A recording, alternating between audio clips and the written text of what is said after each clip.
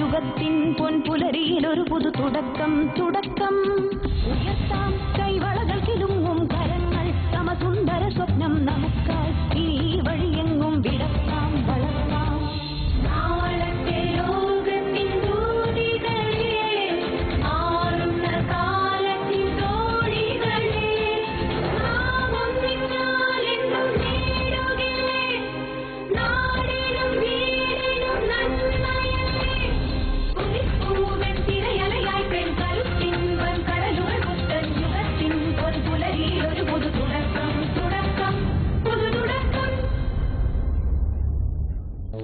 നമസ്കാരം. ദൂരദർശനും കുടുംബശ്രീയും സംയുക്തമായി ഒരുക്കിയ ഇനി ഞങ്ങൾ പറയാം സോഷ്യൽ റിയാലിറ്റി ഷോ കഴിഞ്ഞ മാർച്ചിലാണ് പ്രയാണം ആരംഭിച്ചത്. കേരളത്തിലെ 42 ലക്ഷം കുടുംബശ്രീ വനിതകളും ലോകമെമ്പാടുമുള്ള മലയാളി പ്രേക്ഷകരും ടിവിയിലൂടെയും സോഷ്യൽ മീഡിയയിലൂടെയും ഈ യാത്രയുടെ ഭാഗമായി. സംസ്ഥാനത്തെ തെരഞ്ഞെടുക്കപ്പെട്ട 70 CDSകളാണ് ആദ്യ റൗണ്ടിൽ ഈ വേദിയിൽ മാറ്റുരച്ചത്. ഈ എപ്പിസോഡോടുകൂടി മത്സരത്തിന്റെ 1ാം ഘട്ടം പൂർത്തിയാവുകയാണ്. അടുത്ത റൗണ്ടിൽ നിങ്ങളെ കാത്തിരിക്കുന്നത് പുതുമ നിറഞ്ഞ ഒരു പിടി കാഴ്ചകളാണ്. 1ാം റൗണ്ടിന്റെ അവസാനത്തെ എപ്പിസോഡിലേക്ക് ഇനി ഞങ്ങൾ പറയാം സോഷ്യൽ റിയാലിറ്റി ഷോയുടെ മറ്റൊരു അധ്യായത്തിലേക്ക് ഏവർക്കും സ്വാഗതം.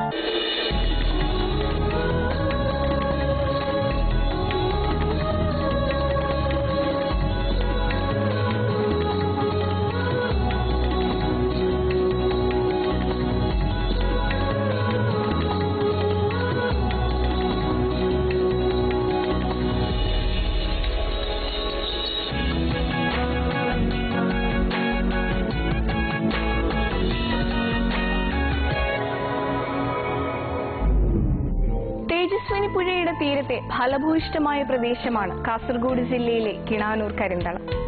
പഞ്ചായത്തിന്റെ ഉയർന്ന ഭാഗം ഇടനാടൻ ചെങ്കൽ കുന്നുകളും താഴ്ന്ന ഭാഗം കൃഷിഭൂമിയുമാണ്. കിണാനൂർ കരിന്തളത്തെ കുടുംബശ്രീ പ്രവർത്തകർക്ക് സ്വാഗതം. ഇനി ഞങ്ങൾ പറയാം സോഷ്യൽ റിയാലിറ്റി ഷോയുടെ വേദിയിലേക്ക്.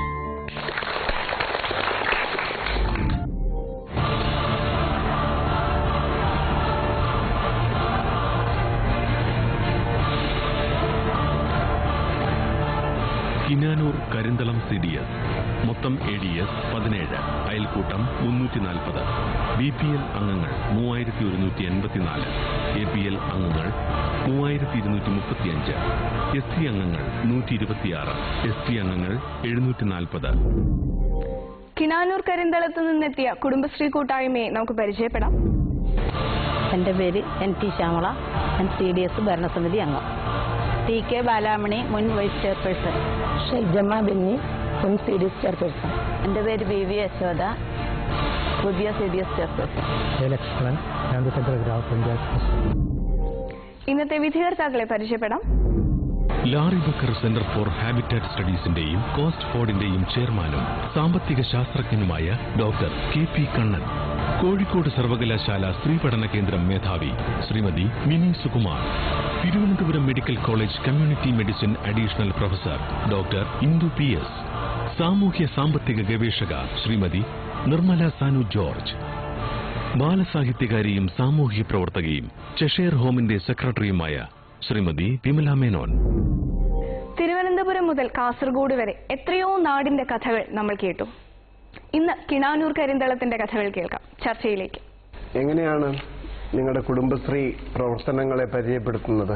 പറയൂ. 9 കോടി 14 ലക്ഷം രൂപ സമ്പാദ്യവും 61 കോടി 75 ലക്ഷം രൂപയോളം ആന്തരിക വായ്പയും നൽകുന്ന സംസ്ഥാനത്തെ പഞ്ചായത്ത് എന്നുള്ള രീതിയിലുള്ള മുൻഗണനയിലും ഞങ്ങളുണ്ട്. പ്രധാന സംരംഭങ്ങൾ എന്ന് പറയാനായിട്ട് ഞങ്ങൾക്ക് തെങ്ങുകയറ്റ യൂണിറ്റ്, അതുപോലെ ഓട്ടോറിക്ഷ, വനിതാ വാദ്യ സംഘം, പശു വളർത്തൽ യൂണിറ്റുകൾ. എന്ത് വാദ്യമാണ്? ശിങ്കാരിമേളം, ചെണ്ടവാദ്യ ഗ്രൂപ്പുകളുണ്ട്. 3 ഗ്രൂപ്പുകളുണ്ട്. അതുപോലെ ന്യൂട്രിമിക്സിന്റെ 2 യൂണിറ്റ്, കൊപ്ര ഡ്രൈവർ യൂണിറ്റ് 1 ഉണ്ട്. അതുപോലെ പശു വളർത്തൽ, ആട് വളർത്തൽ, കോഴി ഫാം, കാട വളർത്തൽ യൂണിറ്റുകൾ മുതലായ യൂണിറ്റുകളും പ്രധാനപ്പെട്ട സംരംഭങ്ങളിൽ ഉൾപ്പെടും. തേനീച്ച വളർത്തലും അതിന്റെ ഉൽപ്പന്നം എന്ന നിലയിൽ KK ഹണി എന്ന തേനും അന്തർദേശ മാർക്കറ്റിൽ വിപണി കണ്ടെത്തിയിരിക്കുന്ന കരിന്തളം തേന. അതെ സർ, KK ഹണി. അപ്പോൾ ഒരു കാര്യം ചെയ്യാം, നമുക്ക് ഇവിടെ കൊണ്ടുവന്ന ഡോക്യുമെന്ററിയിൽ ആദ്യത്തേതാണ് തെങ്ങ് കയറ്റം. അതെ.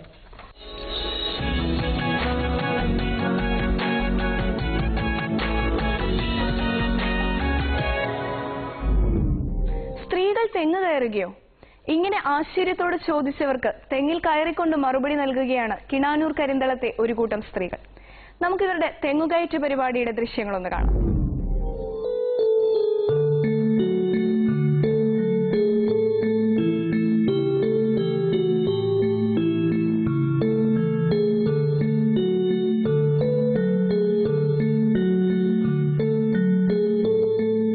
കിണാനൂർ കരിന്തളം CDS ആരംഭിച്ച വേറിട്ടൊരു പരിപാടിയാണ് വനിതകളുടെ തെങ്ങുകയറ്റ യൂണിറ്റ്. സംസ്ഥാനത്തുടനീളം സ്ത്രീകൾക്ക് തെങ്ങുകയറ്റത്തിൽ പരിശീലനം നൽകി വരുന്നുണ്ടെങ്കിലും ഇതൊരു തൊഴിലും വരുമാനവുമായി മാറ്റിയെടുക്കാൻ ഇവിടെ ഒരു കൂട്ടം സ്ത്രീകൾക്ക് കഴിഞ്ഞിരിക്കുന്നു. 2013 കിണാവൂർ കരിന്തളം CDS വനിതാ തെങ്ങുകയറ്റ പദ്ധതി ആരംഭിക്കുന്നത്. പദ്ധതിയിലേക്ക് തയ്യാറായി വന്ന 25 വനിതകൾക്ക് പരിശീലനം നൽകുകയുണ്ടായി. ഇതിൽ 15 വനിതകൾ തെങ്ങുകയറ്റം തൊഴിലായി സ്വീകരിക്കുകയും മുഴുവൻ സമയ തൊഴിലാളികളായി മാറുകയും ചെയ്തു.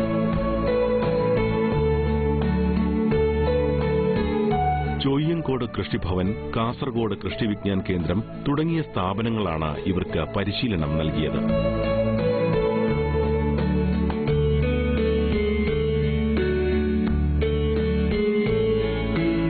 തെങ്ങുകയറ്റ യന്ത്രം പരിശീലനം നേടിയ മുഴുവൻ വനിതകൾക്കും പകുതി വിലയ്ക്ക് വിതരണം ചെയ്തു.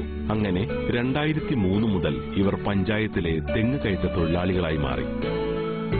തെങ്ങൊന്നിന് 25 രൂപയാണ് കൂലി. തെങ്ങ് വൃത്തിയാക്കുന്നതിന് 50 രൂപ കൂലി കിട്ടും.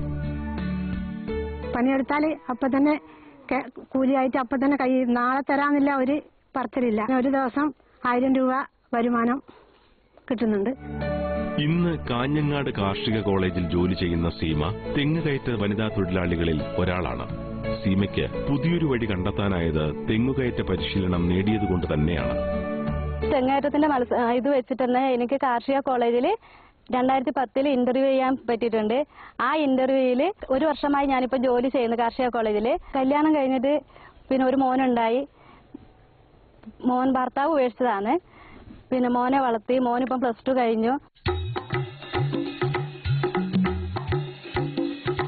തെങ്ങ് കയറാൻ തൊഴിലാളികളെ കിട്ടുന്നില്ല എന്നത് കേരളം നേരിടുന്ന വലിയൊരു തൊഴിലാളി ക്ഷാമമാണ്. എന്നാൽ വിദഗ്ധ പരിശീലനം നേടി സുരക്ഷിതമായ യന്ത്രങ്ങൾ ഉപയോഗിച്ച് സ്ത്രീകൾക്കും തെങ്ങ് കയറാം, ജോലി ചെയ്യാം എന്നുള്ളത് കേര കർഷകർക്ക് ആശ്വാസവും ഒപ്പം സ്ത്രീകൾക്ക് പുതിയൊരു തൊഴിൽ മേഖല തുറന്നു കിട്ടുകയും ചെയ്തിരിക്കുകയാണ്.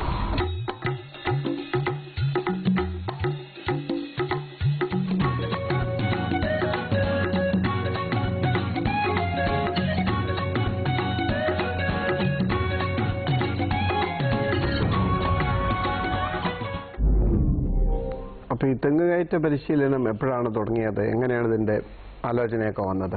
ചെയർപേഴ്സൺ, തെങ്ങുകയറ്റ പരിശീലനത്തിന് കാർഷിക കോളേജിൽ ഇങ്ങനൊരു പരിശീലന പരിപാടി ആദ്യമായിട്ട് സംഘടിപ്പിക്കുന്ന സമയത്ത് അന്ന് ഞങ്ങളെ സംബന്ധിച്ചിടത്തോളം ഒരു തൊഴിൽ മാർഗം എന്ന് കണ്ടല്ല, പരിശീലനത്തിന് കുറച്ച് വനിതകളെ പങ്കെടുപ്പിക്കുക എന്നുള്ള ലക്ഷ്യത്തോടു കൂടിയാണ് സാറ് പറഞ്ഞതിന്റെ അടിസ്ഥാനത്തിൽ ഞങ്ങൾ വിടുകയാണ് ചെയ്തത്. എന്താണ് തൊഴിൽ മാർഗമായിട്ട്? അല്ല, അന്നേരം ഞങ്ങൾക്ക് ഇതിനെക്കുറിച്ച് വേണ്ടത്ര കാര്യങ്ങൾ അറിവില്ലായിരുന്നു. ഇത്ര ഒരു വരുമാനത്തിലേക്ക് എത്തും എന്നുള്ള രീതിയിലേക്ക്. പക്ഷെ അവിടെ പരിശീലനത്തിന് പോയി വന്ന ഞങ്ങളുടെ അംഗങ്ങൾ, കുടുംബശ്രീ പ്രവർത്തകർ പറഞ്ഞു. കാസർഗോഡുള്ള കാർഷിക കോളേജിലാണ്? അതെ, CPCRA. അതെ. അതിനുശേഷം നമ്മുടെ അത് കാർഷിക കോളേജല്ല, അപ്പൊ അവിടെ കിട്ടാൻ പ്രയാസം ഉണ്ടായിരുന്നു. ഇതുപോലൊരു ജോലിക്ക് ആദ്യമായിട്ട് പരിശീലനത്തിന് അയക്കാനായിട്ട് സ്ത്രീകളെ കിട്ടാൻ പ്രയാസം ഉണ്ടായിരുന്നു. ആദ്യമായിട്ട് പരിശീലനം പറഞ്ഞ സമയത്ത് വലിയ പ്രശ്നങ്ങളൊന്നും ഉണ്ടായിരുന്നില്ല. കാരണം കുടുംബശ്രീ മുഖാന്തരം എന്ത് പരിശീലനങ്ങൾ ആവശ്യപ്പെടുന്ന സമയത്തും പരിശീലനത്തിന് പോകാൻ തയ്യാറായി. വ്യത്യസ്തമായ ഒരു ജോലിയല്ലേ? വ്യത്യസ്തമായ ജോലിയായതിനു മുൻപ് ഞങ്ങൾ ഓട്ടോറിക്ഷ പദ്ധതിയൊക്കെ നടപ്പിലാക്കിയത് കൊണ്ട് തന്നെ അങ്ങനെ ഒരു പ്രശ്നം ഞങ്ങളെ സംബന്ധിച്ചിടത്തോളം നേരിട്ടിട്ടില്ല. പരിശീലന ശേഷം അതിൽ നിന്ന് വ്യത്യാസം ഉണ്ടെങ്കിലും നമ്മളോട് അന്ന് 5 പേരെയാണ് ആവശ്യപ്പെട്ടത് ആദ്യം പരിശീലനത്തിന്. അപ്പൊ 5 പേര് പോകാൻ പറഞ്ഞ സമയത്ത് തന്നെ 5 പേര് പോകാൻ വേണ്ടി തയ്യാറായി. പക്ഷെ പരിശീലനം കഴിഞ്ഞ് വന്നപ്പോൾ അന്ന് ഞങ്ങളോട് കൂടെ ഉണ്ടായിരുന്ന പരിശീലനത്തിൽ ആദ്യമായിട്ട് പങ്കെടുത്ത സീമയുടെ തന്നെ പറഞ്ഞു, എനിക്കിതൊരു തൊഴിലായിട്ട് പൂർണ്ണമായിട്ടും കൊണ്ടുപോകാനായിട്ട് താല്പര്യമാണെന്ന് പറഞ്ഞു. സീമ ഞങ്ങളുടെ കൂടെ വന്നിട്ടുണ്ട്. ഞങ്ങൾ ആദ്യം 5 പേരാണ് പരിശീലനത്തിൽ പോയത്. അന്നേരം നമുക്കിത് മുമ്പിലോട്ട് കൊണ്ടുപോകാൻ പറ്റും എന്നുകൊണ്ട് ഞങ്ങൾ ഇതിലേക്ക് ഇറങ്ങി. പിന്നെ ഞങ്ങൾ 20 പേർക്ക് ട്രെയിനിങ് കൊടുത്തു. ഞങ്ങൾ പഠിച്ചു വന്നത് CPCRN പഠിച്ചതിന് ശേഷം 20 പേർക്ക് ഞങ്ങൾക്ക് പരിശീലനം കൊടുക്കാൻ കഴിഞ്ഞിട്ടുണ്ട്. മിഷൻ നമുക്ക് കുടുംബശ്രീ മുഖേന CDS 500 രൂപ അടച്ചിട്ട് 2000 രൂപ സബ്സിഡിയോട് കൂടി ഞങ്ങൾക്ക് 2500 വേണ്ടത് മിഷൻ ഒരു യന്ത്രത്തിന് വേണ്ടത്. അതിൽ 500 രൂപ കെട്ടി 2000 രൂപ സബ്സിഡിയോട് കൂടി നമുക്ക് കിട്ടിയിട്ടുണ്ട്. പിന്നെ ഒരു ദിവസം ഞങ്ങൾക്ക് 55-60 തെങ്ങിൽ കയറാൻ പറ്റും ഒരാൾക്ക്. അത് വലിയ വലിയ മണിക്കൂർ കൊണ്ട് രാവിലെ ഞങ്ങള് 7:30-8 മണിയാകുമ്പോൾ ഞങ്ങൾ പണിസൈറ്റിലെത്തും. ഇത് കൃഷിക്കാർ തന്നെയാണ് നമ്മളെ വണ്ടിയാക്കിയിട്ട് കൊണ്ടുപോകുന്നത്. ഒരു ഗ്രൂപ്പായിട്ട് ഒന്നിച്ചാണ് പോകുന്നത് അല്ലേ? ഗ്രൂപ്പ് 2 അതോ ഓരോരുത്തർ വിളിക്കുന്ന സ്ഥലത്ത് പോകും? അല്ല, എന്റെ നമ്പറാണ് കൃഷിഭവനിലാണ് CDS-ലാണെങ്കിൽ കൊടുത്തിരിക്കുന്നത്. അന്നേരം അവർ നമ്മളെ വിളിച്ചിട്ട് നമ്മളോട് പറയും, പിന്നെ എപ്പം വരുന്നു ചോദിക്കുമ്പോൾ ഞങ്ങൾ ഇന്ന ദിവസം വരുന്നുണ്ടെന്ന് പറയും. അന്നേരം ഞങ്ങൾ 2 ഗ്രൂപ്പായിട്ട് പോകും. അതിൽ ഞങ്ങൾ 4-5 ഗ്രൂപ്പായി ഒന്നിച്ചാണ് ഞങ്ങൾ പോകുന്നത്. കൂടുതൽ ആളുണ്ടെങ്കിൽ 2 സെക്ഷനായിട്ട് ഞങ്ങൾ പോകുക. വലിയ വളപ്പാണെങ്കിൽ കൂടുതൽ പേര് പോകും. ആഴ്ചയിൽ എത്ര ദിവസം ജോലിയുണ്ട്? ആഴ്ചയിൽ എല്ലാ ദിവസങ്ങളിലും. അപ്പോ ഒരു ദിവസവും വിശ്രമമില്ല? ഇല്ല. അപ്പൊ വൈകിട്ട് വരെ ജോലി ചെയ്യോ? വൈകുന്നേരം വരെ. അപ്പൊ വേണ്ടേ വിശ്രമം? ഒരു ദിവസമെങ്കിലും നിങ്ങൾക്ക് ഒഴിവെടുത്തൂടെ? പൈസ കിട്ടും പറഞ്ഞോ? അല്ല, ശാരീരിക ക്ഷമതയും കൂടെ നോക്കണ്ടേ? അതിന് നമുക്ക് ഒരു കുഴപ്പമില്ല, ഒരു അസുഖം വന്നു. അപ്പൊ അത്രയ്ക്കും ഡിമാൻഡ് ഉണ്ട്. അത്രയധികം തെങ്ങുകളും കായ്ക്കുന്ന തെങ്ങുകൾ നിങ്ങളുടെ സ്ഥലത്തുണ്ടെന്നാണ് പറയുന്നത്. പഞ്ചായത്തിന്റെ ഉള്ളിൽ മാത്രമേ പോവുള്ളൂ? പഞ്ചായത്തിന് പുറത്തും പോകും? നമ്മൾ 4 പഞ്ചായത്തുകളിൽ മാറിപ്പോയിട്ടുണ്ട്. നമ്മൾ പഞ്ചായത്ത് കൂടാതെ ഒരു മുനിസിപ്പാലിറ്റി 4 പഞ്ചായത്ത്. അപ്പൊ ഇപ്പൊ 20 പേര് പ്രവർത്തിക്കുന്നുണ്ട് നിങ്ങളുടെ പഞ്ചായത്തിൽ അല്ലേ? ഈ ട്രെയിനിങ് കിട്ടിയവര് അതോ 15 പേരോ? 15 പേരാണ് ഇപ്പോ ഫുൾ ടൈം ആയിട്ട്. ഇതൊരു ജീവിത ഉപാധിയായി തന്നെ കൊണ്ടു നടക്കുന്ന 15 തെങ്ങുകയറ്റ വനിതകൾ കിനാനൂർ കരിന്തളത്ത് സ്ഥിരമായിട്ടുണ്ട്. നിങ്ങൾക്ക് എപ്പോഴെങ്കിലും ഇപ്പൊ ഈ 25 രൂപ എന്ന് പറഞ്ഞില്ലേ, ശരിക്കും പറഞ്ഞാല് പുരുഷന്മാര് കയറുകയാണെങ്കിൽ അവര് 50 രൂപ വരെയൊക്കെ ഡിമാൻഡ് ചെയ്യുന്നുണ്ട്. അല്ലല്ലോ, ഓരോ സ്ഥലത്തും ഓരോ. അവിടെ എങ്ങനെയാണ്? പുരുഷന്മാര് കയറുകയാണെങ്കിൽ 25 രൂപയാണോ മാർക്കറ്റ്? പുരുഷന്മാർക്കും സ്ത്രീകൾക്കും തുല്യവേതനം തന്നെയാണോ? അപ്പൊ ഒരിക്കലും അണ്ടർ പെയ്ഡ് ആയിട്ട് തോന്നണില്ല അല്ലേ? ഇതില് സെലക്ട് ചെയ്യുന്നതിന് ഈ ട്രെയിനിങ് പ്രോസസ്സിലേക്ക് വരുമ്പോഴേ അതിനൊരു മാനദണ്ഡം ഉണ്ടോ? മാനദണ്ഡം പ്രത്യേകിച്ചൊന്നും ഉണ്ടായിരുന്നില്ല മാഡം. പിന്നെ നമ്മൾ സാധാരണ സംരംഭങ്ങൾ തുടങ്ങുമ്പോൾ ഗുണഭോക്തൃ വിധം ലോൺ കാര്യങ്ങളൊക്കെ കൂടുതലായിട്ട് എടുക്കേണ്ടതായിട്ട് വരും നമ്മൾ ഗ്രൂപ്പ് സംരംഭം. ഈ ഒരു സംരംഭത്തിനെ സംബന്ധിച്ചിടത്തോളം കൂടുതൽ മുതൽ മുടക്കിന്റെ ആവശ്യം വരുന്നില്ല. 2500 ഇവരുടെ ഒരു ആരോഗ്യം, പ്രായം, അങ്ങനെ എന്തെങ്കിലും ഒരു മാനദണ്ഡം നമ്മൾ പ്രായം നിശ്ചയിച്ചിട്ടില്ല. ഞങ്ങളുടെ കൂടെ ഇപ്പൊ ഈ ഗ്രൂപ്പിൽ തന്നെ 50 വയസ്സ് വരെയുള്ള അംഗങ്ങള് വർക്ക് ചെയ്യുന്നുണ്ട്. തെങ്ങ് കയറാനുണ്ട്. മനസ്സാണ് പ്രായം അല്ലേ? അപ്പൊ അതേസമയം ഞങ്ങളെ സംബന്ധിച്ചിടത്തോളം പ്രായം ഒരു പ്രശ്നമല്ല. പിന്നെ ആരോഗ്യസ്ഥിതി നിർബന്ധമാണ്. ഒരു വർഷം കാർഷിക കോളേജ് ജോലി ചെയ്തു എന്ന് പറഞ്ഞില്ല, അതെന്തായിരുന്നു? ഞാൻ ഈ തെങ്ങേറ്റത്തിന്റെ ഭാഗമായി എനിക്ക് അവിടെ ഇപ്പം പടന്നക്കാട് കാർഷിക കോളേജിൽ ജോലി കിട്ടി. അത് ഞാൻ എത്രയോ വളരെയധികം സന്തോഷിക്കുന്നുണ്ട്. ഇപ്പൊ ജോലിയുണ്ടോ? ഇപ്പൊ ജോലിയുണ്ട്. ശരി. എന്താണ് ചെയ്യുന്നത് അവിടെ? തെങ്ങ് കയറാൻ പോകും. ആണോ? അവിടെ ഇതാണ് ജോലി. അപ്പൊ അത് സ്ഥിരമായിട്ടുള്ള ജോലിയാണ്? സ്ഥിരമല്ല, ഞാനിപ്പം കാഷ്വലായിട്ട് കയറിയതേ ഉള്ളൂ. അപ്പൊ അവിടുത്തെ കാര്യങ്ങൾ മാത്രം ചെയ്യുക അല്ലേ? കോളേജിലെ കാര്യങ്ങൾക്ക് മാത്രമാണത്. പുറത്ത് സമയം കിട്ടുമ്പോ അതിനും പോകും. ലീവുള്ള ദിവസം പുറത്തും പോകും. തെങ്ങ് കയറാൻ പറ്റാത്ത സമയങ്ങളുണ്ടല്ലോ. മഴക്കാലത്ത് നമുക്ക് മെഷീൻ യന്ത്രം ഉപയോഗിച്ചിട്ട് നമുക്ക് കയറാൻ പറ്റുന്നുണ്ട്. വേനൽക്കാലത്തെക്കാളും കൂടുതൽ പണിയെടുക്കാൻ പറ്റുന്ന മഴക്കാലത്താണ്. ഇത്രയും നല്ല കൂലി കിട്ടുന്നുണ്ട്. ഇവര് വളരെ സംതൃപ്തരാണ്. അതുകൊണ്ട് കൂടുതൽ ആൾക്കാർ ഇതിലേക്ക് വരുന്നുണ്ടോ ഈ ജോലി സ്വീകരിക്കാൻ? കൂടുതൽ ആൾക്കാരുണ്ട്. കഴിഞ്ഞ പ്രാവശ്യം പരിശീലനത്തിന് വേണ്ടിയിട്ട് പുരുഷന്മാരടക്കം, ഇപ്പം കഴിഞ്ഞ പ്രാവശ്യം ഞങ്ങൾ 5 പുരുഷന്മാർക്കും കൂടി പരിശീലനം കൊടുത്തു. സ്ത്രീകൾ കൂടുതൽ വരുന്നു. അതിന്റെ കൂടാതെ 20ഓളം സ്ത്രീകൾ വീണ്ടും ഞങ്ങളും പരിശീലനത്തിന് തയ്യാറാണെന്ന് പറഞ്ഞ് വന്നിട്ടുണ്ടായിരുന്നു. ട്രെയിനിങ് കൊടുത്ത കഥ കേൾക്കാൻ എനിക്ക് താല്പര്യമുണ്ട്. അല്ല, പുരുഷന്മാർ ഞങ്ങളോട് ആവശ്യപ്പെട്ടു, സ്ത്രീകൾക്ക് ഇങ്ങനെ തെങ്ങേറ്റ പരിശീലനം കൊടുക്കുന്നുണ്ട്, അവർക്ക് മെഷീനും കാര്യങ്ങളും സബ്സിഡി കൊടുക്കുന്നു. അപ്പൊ കുടുംബശ്രീയിലെ കുടുംബാംഗങ്ങളായ പുരുഷന്മാർക്കും നമ്മൾ യുവശ്രീ പ്രൊജക്ട് പ്രകാരം സംരംഭങ്ങളിൽ കുടുംബശ്രീയുടെ പ്രവൃത്തിയുടെ ഭാഗമായിട്ടാണ് ഈ പരിശീലനം കൊടുത്തത്. അതെ അതെ. അതെന്നിട്ട് ഇപ്പൊ എന്ത് ചെയ്യുന്നു? അവരും ചെയ്യുന്നുണ്ട്. നേരത്തെ അവർക്ക് മെഷീൻ കയറാൻ അറിയുമായിരുന്നില്ല? ഇല്ല സർ. ഇതിന്റെ പരിശീലനത്തിന്റെ ഭാഗമായിട്ടാണ്. കൂടുതൽ സ്ത്രീകളാണ് ചെയ്യുന്നത്. കൂടുതലും സ്ത്രീകളാണ് ചെയ്യുന്നത്. സ്ത്രീകൾ ഇപ്പോൾ വീണ്ടും വരുന്നുണ്ട്. ആദ്യമായിട്ട് തെങ്ങ് കയറാൻ പോയില്ലേ? ആദ്യമായി മെഷീൻ ഉപയോഗിച്ച് തെങ്ങ് കയറി. അപ്പൊ എന്താ തോന്നിയത് ഏറ്റവും ആദ്യത്തെ ദിവസം? ആദ്യത്തെ അനുഭവം പിന്നെ ആദ്യം ഒരു ചെറിയൊരു ഭയം ഉണ്ടായിരുന്നു, നമുക്ക് പറ്റുമോ ഇല്ലയോ എന്ന് ഒരു പേടിയുണ്ടായിരുന്നേ. പിന്നെ 2 ദിവസം കഴിയുമ്പോഴത്തേക്ക് ഞങ്ങൾക്ക് നല്ല ധൈര്യം വന്നു. എത്ര വലിയ പൊക്കമാണെങ്കിലും, പൊക്കമുള്ള തെങ്ങിലാണെങ്കിൽ നമുക്ക് കയറാൻ പറ്റും. ചെറിയ തെങ്ങിൽ കയറാൻ നമുക്ക് മടിയാണ്, പൊക്കമുള്ള തെങ്ങിലാണെങ്കിൽ നമുക്ക് കയറാൻ നല്ല എളുപ്പമുണ്ട്. അപ്പൊ നമുക്ക് ഓട്ടോറിക്ഷയുടെ കാര്യം കൂടി സംസാരിക്കണ്ടേ? പല വാർഡുകളിലായുള്ള 20 കുടുംബശ്രീ അംഗങ്ങളാണ് ഇതിൽ ഉൾപ്പെട്ടിട്ടുള്ളത്. ഇതിന്റെ പരിശീലനം പഞ്ചായത്തിന്റെ ഡ്രൈവിംഗ് പരിശീലനം കിട്ടി. അവിടെ വെച്ച് തന്നെ പരിശീലനം? പഞ്ചായത്ത് വെച്ച് തന്നെ? പഞ്ചായത്ത് കാഞ്ഞങ്ങാട് എന്ന് പറഞ്ഞു. കാഞ്ഞങ്ങാട് പോയി. എന്നിട്ട് പഞ്ചായത്തിന്റെ സബ്സിഡി കിട്ടി. ഈ 20 പേരും ഓട്ടോറിക്ഷ ഓടിക്കുന്നുണ്ടോ? ഓടിക്കുന്നുണ്ട്. ആരും വിട്ടു നിൽക്കുന്നില്ല? ഇല്ല. എവിടെയാണ് ഇതൊക്കെ ഓടിക്കുന്നത്? ഗ്രാമപഞ്ചായത്തിന്റെ വകയിൽ പല വാർഡുകളിലായിട്ടാണ്, പല സ്ഥലത്ത്. പഞ്ചായത്തിന്റെ ഉള്ളിൽ തന്നെയാണ്. ഒരു ദിവസം എന്ത് വരുമാനം കിട്ടും? ഒരു ദിവസം ഓട്ടോ ഇല്ല മാതിരിയാണ്, 800, 1000. അത് പെട്രോൾ ചെലവ് ഉൾപ്പെടെയാണ്? പെട്രോൾ ചെലവ് ഉൾപ്പെടെ ഒരു 1300 കിട്ടും. അപ്പൊ പെട്രോൾ ചെലവും വേറെ വല്ല ചില്ലറ അല്ലറ പണിയൊക്കെ ഉണ്ടെങ്കിൽ അതെല്ലാം കഴിച്ച് കയ്യിൽ എന്ത് വരും? കയ്യിൽ ഒരു 500 രൂപ, 300 രൂപ ഒരു ദിവസം. ചുരുങ്ങിയത് 500 കിട്ടും. എത്ര മണിക്കൂർ ഓടണം? 8 മണി മുതൽ 6 മണി വരെ. 8 മുതൽ 6 വരെ 10 മണിക്കൂർ ഈ ഓട്ടോറിന്റെ കൂടെ തന്നെ ഉണ്ടാവും. അപ്പൊ എങ്ങനെയാണ് മറ്റ് കാര്യങ്ങളൊക്കെ മാനേജ് ചെയ്യുന്നത്? അല്ലെങ്കിൽ അതിന്റെ വീട്ടിലത്തെ കുട്ടികളുണ്ടോ? അവരുടെ എങ്ങനെയാണ് നിങ്ങൾ ഇതൊക്കെ, എന്താണ് അണ്ടർസ്റ്റാൻഡിങ്?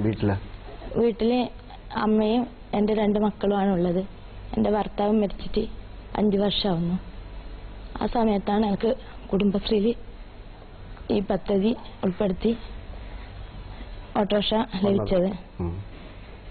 അങ്ങനെ അന്നേരം ഇത് കിട്ടിയപ്പോൾ എൻ്റെ മക്കളെ നോക്കാനും അതിനുള്ള സാഹചര്യം ഉണ്ടാക്കി തന്നു. ഞാനിപ്പോൾ ഒരു വീട് വെക്കുന്നുണ്ട്. അത് ഇതിൽ നിന്ന് കിട്ടുന്ന വരുമാനം കൊണ്ട് ലോണൊക്കെ തിരിച്ചടച്ചു. ലോൺ ഇനി ഈ മാസം കഴിഞ്ഞാൽ ലോൺ. ഈ ഓട്ടോറിക്ഷ ഓടിക്കുന്നതിന്റെ കൂടെ എന്തെങ്കിലും ഒന്ന് കേടായാലോ, ഓടുന്ന വഴിയിൽ എന്തെങ്കിലും പഞ്ചറായാലോ, അതൊക്കെ മാറ്റാനുള്ള ഒരു ട്രെയിനിങ് എന്തെങ്കിലും നിങ്ങൾക്ക് കിട്ടിയിട്ടുണ്ടോ? അത്യാവശ്യം ഒരു റിപ്പയർ പണി വഴി കിടക്കാതിരിക്കാനുള്ള അങ്ങനെ ഒരു ട്രെയിനിങ് എന്തെങ്കിലും നിങ്ങൾക്ക് കിട്ടിയിട്ടുണ്ടോ? അങ്ങനെ ട്രെയിനിങ് കിട്ടിയിട്ടില്ല. പിന്നെ നമ്മൾ സമീപിക്കുന്നത് നമ്മളെ യൂണിയനിലെ ഡ്രൈവർമാരെ വിളിക്കും. പെട്ടെന്ന് ഫോൺ ചെയ്യും. എന്താണ് പ്രശ്നം എന്ന് മനസ്സിലാക്കാൻ പറ്റുമോ? നിന്ന് പോയാൽ അത് പറ്റും. അപ്പൊ അടുത്ത ഒരു ഫിലിം കാണാം, എന്നിട്ട് പിന്നെ ചർച്ച തുടരാം. കുടുംബശ്രീയുടെ സ്വന്തം സുബിൻ.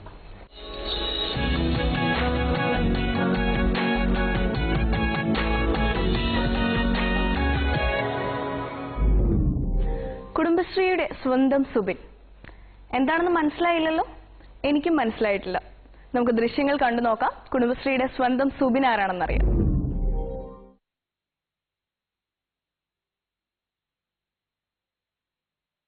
ഇത് സുബിൻ, ചായോത്ത് ഹയർ സെക്കൻഡറി സ്കൂളിലെ 8ാം ക്ലാസ് വിദ്യാർത്ഥി. സുബിന് ഇപ്പോൾ അച്ഛനും അമ്മയുമെല്ലാം വളർത്തമ്മയായ ശാന്തയും പിന്നെ കുടുംബശ്രീ പ്രവർത്തകരുമാണ്. അമ്മ മാത്രമേ സുബിൻ ഉണ്ടായിരുന്നുള്ളൂ. ക്യാൻസർ രോഗം ബാധിച്ച് ചികിത്സയിലായിരുന്ന അമ്മ മരിച്ചതോടെ സുബിൻ അനാഥനായി. ബന്ധുക്കളായി ഉണ്ടായിരുന്ന അമ്മുമ്മ പ്രായാധിക്യം കാരണം കിടപ്പിലായിരുന്നു.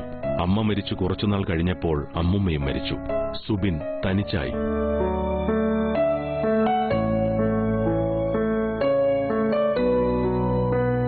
അമ്മയ്ക്ക് അസുഖം വന്നപ്പോഴേ സുബിൻ അയൽപ്പക്കത്ത് ശാന്തചേച്ചിയുടെ കൂടെയായിരുന്നു താമസിച്ചത്. ശാന്തയ്ക്ക് സുബിൻ മകൻ തന്നെയാണ്. ഇപ്പോഴും സുബിൻ വളരുന്നത് ശാന്തയുടെ കൂടെയാണ്. ഇത്തരമൊരവസ്ഥയിലാണ് സുബിനെ സഹായിക്കാൻ കുടുംബശ്രീ മുന്നോട്ട് വന്നത്. സുബിന്റെ ചിലവിനായി ഒരു മാസം 400 രൂപ ഇപ്പോൾ കുടുംബശ്രീ നൽകി വരുന്നുണ്ട്. കുടുംബശ്രീ ഏറ്റെടുത്തതിന് എല്ലാ കാര്യം അവർ ചെയ്തു കൊടുക്കുന്നുണ്ട്. എന്നാലും ഞാൻ എന്റെ സ്വന്തം മോനെ പോലെ ഇവനെ കാണലെന്ന് വർദ്ധിച്ചിട്ട് കാണില്ല.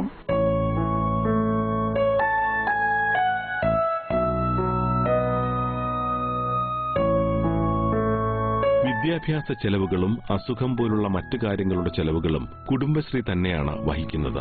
വിശേഷാവസരങ്ങളിൽ കുടുംബശ്രീ പ്രവർത്തകർ സുബിന് പുതുവസ്ത്രങ്ങൾ സമ്മാനിക്കുന്നു. ശാന്തയുടെ ഭർത്താവിനും മക്കൾക്കും സുബിൻ വീട്ടിലെ ഒരു അംഗം തന്നെയാണ്. സുബിന്റെ അടുത്ത കൂട്ടുകാരനാണ് ഞാൻ. അവനെ അച്ഛനാണ് വിളിക്കല്. എന്നാലും ഞങ്ങളാണ് സുഹൃത്തുക്കൾ. സുബിന്റെ പേരിൽ ബാങ്ക് അക്കൗണ്ട് ആരംഭിക്കുകയും അതിലെപ്പോഴും ഒരു നിശ്ചിത തുക കരുതുകയും ചെയ്യുന്നു. സുബിന്റെ കാര്യത്തിൽ പഞ്ചായത്ത് മുഴുവൻ ഒറ്റക്കെട്ടാണ്. ഒന്നല്ല, 1000 അമ്മമാരും അച്ഛന്മാരും ചേച്ചിമാരും ചേട്ടന്മാരും ഇന്ന് സുബിന് കൂടെയുണ്ട്. കിണാനൂർ കരിന്തളം കുടുംബശ്രീയുടെ സ്വന്തം സുബിൻ ഇപ്പോൾ അനാഥനല്ല.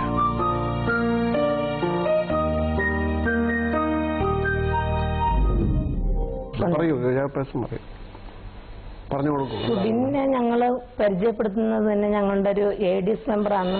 ഒരു വാർഷികത്തിൽ വെച്ചിട്ടാന്ന് പറയുന്നത്. സുബിന്റെ അമ്മ കിടപ്പിലായി.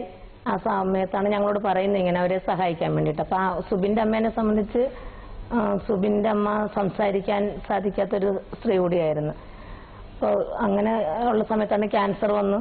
പിന്നെ ഞങ്ങൾ കുടുംബശ്രീക്കാരും നാട്ടുകാരും ചേർന്ന് കുറെ ചികിത്സിച്ചെങ്കിലും അവരുടെ രക്ഷിക്കാനായില്ല. അവർ മരിച്ചതിന് ശേഷം പിന്നെ ആ വ്യക്തിയെ ആരുമില്ലാത്ത സാഹചര്യത്തിൽ സുബിനെ സംബന്ധിച്ചിടത്തോളം സുബിൻ പിന്നെ ഈ ശാന്ത എന്ന് പറയുന്നവരുടെ വീട്ടിൽ അമ്മയ്ക്ക് സംസാരിക്കാനും കഴിയില്ല. അമ്മ കൂലിപ്പണിയെടുത്താണ് മോനെ നോക്കിയിരുന്നത്. അപ്പൊ രോഗം കൂടി വന്ന് മരിച്ചത് കഴിഞ്ഞപ്പോൾ അമ്മ പണിക്ക് പോകുന്ന സമയത്ത് സുബിനെ ഈ ശാന്ത എടുക്കലാക്കിയിട്ടാണ് പോകുന്നത്. അവരൊരു ബീഡി തുറക്കുന്ന പണിയാണ് അവർക്കുള്ളത്. അപ്പൊ അവർ വീട് പണിയെടുക്കുന്നതിന്റെ കൂടെ ഈ മോനെയും കൂടി നോക്കിക്കൊണ്ടാണ് ഇരുന്നത്. ആ സമയത്ത് പിന്നെ കുടുംബശ്രീയുടെ ഒരു ADS സെക്രട്ടറി ഞങ്ങളുടെ ശ്രദ്ധയിൽ ഇവരെ സുബിന്റെ കാര്യങ്ങൾ പറഞ്ഞു. അപ്പൊ ഞാൻ പറഞ്ഞു എനിക്ക് ഒറ്റയ്ക്കൊരു അഭിപ്രായം പറയാൻ പറ്റില്ല, നമ്മളെന്തായാലും CDS മീറ്റിംഗിൽ തീരുമാനിക്കട്ടെ എന്ന് പറഞ്ഞ് അടിയന്തരമായിട്ട് ഞങ്ങൾ CDS യോഗം വിളിച്ചു ചേർക്കുകയും അതിൽ ചർച്ച ചെയ്തപ്പോൾ ഞങ്ങളുടെ കുടുംബശ്രീ പ്രവർത്തകരെ സംബന്ധിച്ച് എല്ലാവരും ഒറ്റക്കെട്ടായിട്ട് പറഞ്ഞു നമുക്ക് ഏറ്റെടുക്കാം, നമുക്ക് സുബിനെ നമ്മൾക്ക് ഏറ്റെടുത്തുകൊണ്ട് നമുക്ക് വേണ്ടുന്നത് ചെയ്യാമെന്ന് പറഞ്ഞു. അങ്ങനെയാണ് ഞങ്ങൾ ഏറ്റെടുത്തത്. ശാന്ത നിങ്ങളുടെ അംഗമാണ്? ഞങ്ങളുടെ കുടുംബശ്രീയിൽ ഒരു മെമ്പറാണ്. ശാന്തയെ സംബന്ധിച്ച് ഞാൻ നേരത്തെ പറഞ്ഞു വീട് തുറക്കാണ് അവരുടെ തൊഴില്. ഭർത്താവ് ഒരു രോഗിയാണ്. 2 കുട്ടികളുണ്ട്. അവർക്ക് വലിയ വരുമാനങ്ങളൊന്നുമില്ല. അവർക്ക് സുബിന്റെ പൂർണ്ണമായ ഉത്തരവാദിത്വം ഏറ്റെടുക്കാൻ വേണ്ടി കഴിയില്ല. അതുകൊണ്ട് തന്നെ ഞങ്ങൾ കുടുംബശ്രീ സഹായിക്കുന്നു. പിന്നെ സുബിൻ ചെറുപ്പം മുതൽ കണ്ടു വളർന്നൊരു വ്യക്തി എന്ന നിലയിൽ സുബിനെ ആ വീട്ടിൽ തന്നെ താമസിപ്പിക്കാൻ ഞങ്ങൾ തീരുമാനിച്ചു. ആശ്രയ സ്കീമിൽ ഉൾപ്പെടുത്തിയിട്ടുണ്ടോ? ആശ്രയ സ്കീമിൽ ഇപ്പൊ ഞങ്ങൾ 2ാം ഘട്ട പ്രൊജക്റ്റിലാണ് വന്ന സമയത്ത് ഞങ്ങൾ ഉൾപ്പെടുത്തിയിട്ടുണ്ട്. പക്ഷെ അതിന്റെ സാങ്ഷൻ ഞങ്ങൾക്ക് കിട്ടിയിട്ടില്ല പദ്ധതിയുടെ. അതുകൊണ്ട് തന്നെ ഞങ്ങളിപ്പോ സുബിനെ സംരക്ഷിക്കാൻ കണ്ടെത്തുന്ന ഫണ്ട് കണ്ടെത്തുക എന്ന് പറയുന്നത് ഞങ്ങളെ സംബന്ധിച്ചിടത്തോളം ഞങ്ങളുടെ കുടുംബശ്രീ അംഗങ്ങളുടെ എല്ലാം വീടുകളിൽ ഞങ്ങളൊരു നിർദ്ദേശം എല്ലാവർക്കും കൊടുത്തിരിക്കുന്നത്. നമ്മുടെ എല്ലാം വീടുകളിൽ ഒരുപാട് ആഘോഷങ്ങൾ നടക്കുന്നുണ്ട്. നമ്മുടെ കുട്ടികളുടെ പിറന്നാള്, വിവാഹം, അങ്ങനെയുള്ള അവസരങ്ങൾ നടക്കുമ്പോൾ അവിടെ നമ്മൾ ആഘോഷത്തിന് വേണ്ടി ചെലവഴിക്കുന്നതിന് ചെറിയ തുക, നല്ലൊരു ഐഡിയ, ആ തുക നമ്മൾ നീക്കി വെച്ചുകൊണ്ട് നമ്മുടെ സുബിന് വേണ്ടിയിട്ട് CDSൽ തുടങ്ങിയിരിക്കുന്ന അക്കൗണ്ടിൽ നിക്ഷേപിക്കുക. ഉണ്ട്. ഈ ഒരു ഐഡിയ സംസ്ഥാനത്ത് എല്ലാവരും ചെയ്താൽ എന്തുമാത്രം കാശാണ് നമ്മൾ പൊടിച്ചു കളയുന്ന വിവാഹത്തിന് വേണ്ടിയിട്ട്, ഉത്സവങ്ങൾക്ക് വേണ്ടിയിട്ട്, ഒരുപാട് പള്ളികൾ, അമ്പലങ്ങൾ ഇല്ലേ, ഒരുപാട് വെടിക്കെട്ടിന് വേണ്ടി പൊടിച്ചു കളയുന്നത്. അതിന്റെ ഒരു ഭാഗം, ഒരു 10-20% 5-1 നീക്കി വെച്ചാൽ ഓരോ പഞ്ചായത്തിലും എന്തെല്ലാം കാര്യങ്ങൾ ചെയ്യാൻ സാധിക്കും, ചെയ്യാൻ വേണ്ടി കഴിയുന്ന ഞങ്ങൾക്ക് ഒരുപാട് അനുഭവത്തിലൂടെ ഞങ്ങളത് തെളിയിച്ചിട്ടുണ്ട്. ഇതിനു മുൻപും ഞങ്ങളൊരു എസ്കർ എന്നുള്ള കുട്ടിയുടെ വിദ്യാഭ്യാസ ചെലവ് ഇതുപോലെ കണ്ടെത്തി ഞങ്ങൾ എടുത്തിരുന്നു. ആ കുട്ടി ഇപ്പൊ എഞ്ചിനീയറിംഗ് പഠിക്കുകയാണ്. അപ്പൊ ആ കുട്ടീനെ എഞ്ചിനീയറിംഗിൽ എത്തിക്കാൻ വേണ്ടി കഴിഞ്ഞത് തന്നെ ഞങ്ങളുടെ കുടുംബശ്രീയുടെ ഇതുപോലുള്ള സമ്പാദ്യത്തിൽ നിന്നായിരുന്നു. അപ്പൊ അതിന് വേണ്ടിയിട്ട് നമ്മൾ CDS ചെയർപേഴ്സന്റെ പേരിൽ ഒരു അക്കൗണ്ട് തുടങ്ങിയിട്ടുണ്ട്. CDS ചെയർപേഴ്സൺ, വൈസ് ചെയർപേഴ്സൺ എന്നിവരുടെ പേരിൽ ജോയിന്റ് അക്കൗണ്ടാണ് തുടങ്ങിയിരിക്കുന്നത്. ആ നമ്പർ നമ്മൾ എല്ലാവർക്കും കൊടുക്കും. അപ്പം നമ്പർ കൊടുക്കില്ല മാഡം, നമ്മുടെ ചെയ്ത് നമ്മൾ അയൽക്കൂട്ട തലത്തിൽ കിട്ടുന്ന ഫണ്ട് ADSിലേക്കും ADS അത് സ്വരൂപിച്ച് CDSൽ കൊണ്ടെത്തുന്ന CDS അക്കൗണ്ടിലിടും. അതിൽ നിന്ന് പിൻവലിച്ചുകൊണ്ട് പിന്നെ കൂടാതെ വിഷു, ഓണം അങ്ങനെ വരുന്ന ആഘോഷ വിശേഷ അവസരങ്ങളിൽ ഓരോ അയൽക്കൂട്ട കുടുംബങ്ങളിൽ തന്നെ അവരുടെ മക്കൾക്ക് ഡ്രസ്സ് എടുക്കുമ്പോൾ സുബിന് വേണ്ടിയിട്ടുള്ള ഡ്രസ്സും കൂടി സ്പോൺസർ ചെയ്യും. അല്ലെങ്കിൽ വിവാഹ അവസരങ്ങളിലൊക്കെ എടുക്കും. അങ്ങനെയാണ് ഞങ്ങൾ ഫണ്ട് കണ്ടെത്തിയത്. സുബിൻ എന്ത് പറയുന്നു? മോന് പഠിത്ത കാര്യത്തിലൊക്കെ ആരെങ്കിലും സഹായിക്കാറുണ്ടോ? സഹായിക്കാറുണ്ട്. ആണോ? സംശയമുള്ളതൊക്കെ പറഞ്ഞു തരാനൊക്കെ അവിടെ അടുത്ത് തന്നെയൊക്കെ ആളുണ്ടോ? സ്കൂളിലെ ടീച്ചേഴ്സ് ആണോ അതെയോ അയൽവക്കത്തുള്ള ചേച്ചിമാരും സഹായിക്കും? ഏറ്റവും ഇഷ്ടമുള്ള വിഷയം ഏതാണ്? ഇംഗ്ലീഷ്. ഇംഗ്ലീഷാണ് ഇഷ്ടം. Very good. ഏത് സ്കൂളാണ്? GHSS ചായത്ത്. വലുതാകുമ്പോ ആരാവാനാണ് ഇഷ്ടം? എഞ്ചിനീയർ. എഞ്ചിനീയർ ആവാനാണ്. ബാലസഭയിൽ പോകാറുണ്ടോ? പോകാറുണ്ട്. അപ്പൊ ഒരു കാര്യം ചെയ്യാം, നമുക്ക് ഇതിനോടനുബന്ധിച്ച ഒരു വിഷയമാണ് ആശ്രയ. അതും കൂടെ കണ്ടിട്ട് തുടരാം.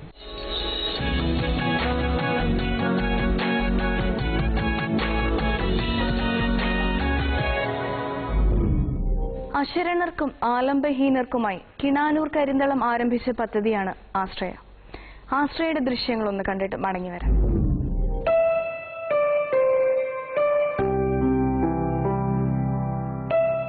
ഇത് കുഞ്ഞുമാണി. ശാരീരികവും മാനസികവുമായ വെല്ലുവിളികൾ നേരിടുന്ന മകനുമൊത്ത് ഈ വീട്ടിൽ തനിച്ചു താമസിക്കുന്നു. വാർദ്ധക്യത്തിന്റെ അവശതകളിലും മകനെ പരിചരിച്ച് കഴിയേണ്ടി വരുന്ന കുഞ്ഞുമാണിക്ക് കിണാനൂർ കരിന്തളം കുടുംബശ്രീയുടെ ആശ്രയ പദ്ധതിയിലൂടെ നൽകിയത് വിലമതിക്കാനാവാത്ത കൈത്താങ് തന്നെയാണ്.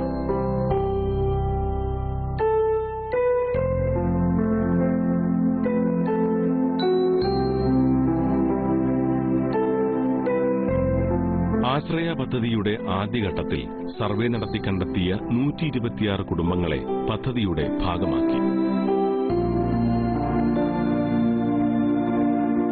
ഇതിൽ 60 കുടുംബങ്ങൾക്ക് വീട് നിർമ്മിക്കാനുള്ള സഹായവും നൽകി. വീട് നിർമ്മിക്കുന്നതിന് 15 കുടുംബങ്ങൾക്കും ധനസഹായം നൽകി. 6 കുടുംബങ്ങൾക്ക് കുടിവെള്ളവും 10 കുടുംബങ്ങൾക്ക് ചികിത്സാ സഹായവും നൽകി. 21 കുട്ടികൾക്ക് വിദ്യാഭ്യാസ സഹായവും നൽകി. കുടുംബശ്രീ പിന്നെ ഓണക്കോടി പിന്നെ ഇതെല്ലാം മറ്റേ ക്രിസ്മസിന് കിട്ടലുണ്ട്, പൈസയും മരിയെല്ലാം കിട്ടലുണ്ട്. എന്നെല്ലാം ഞങ്ങൾക്ക് അവർ തന്നിട്ട് ഞങ്ങൾ അങ്ങനെ ജീവിക്കുന്നു.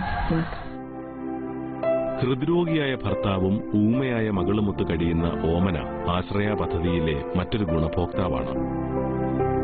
2010-11 54 ആശ്രയ കുടുംബങ്ങളെ പുനരധിവസിപ്പിക്കുകയും ആശ്രയ ഗുണഭോക്താക്കൾ അല്ലാതാക്കി മാറ്റുകയും ചെയ്തു.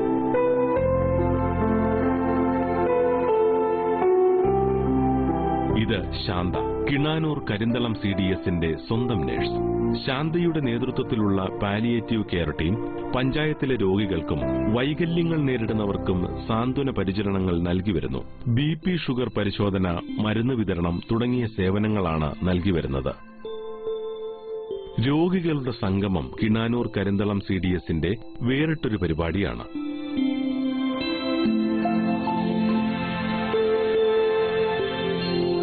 ഏറെ പ്രശംസ നേടിയ മറ്റൊരു പരിപാടിയാണ് ശരീരം തളർന്ന് വീൽ ചെയറിൽ കഴിയുന്നവർക്കായുള്ള ടൂർ പ്രോഗ്രാം.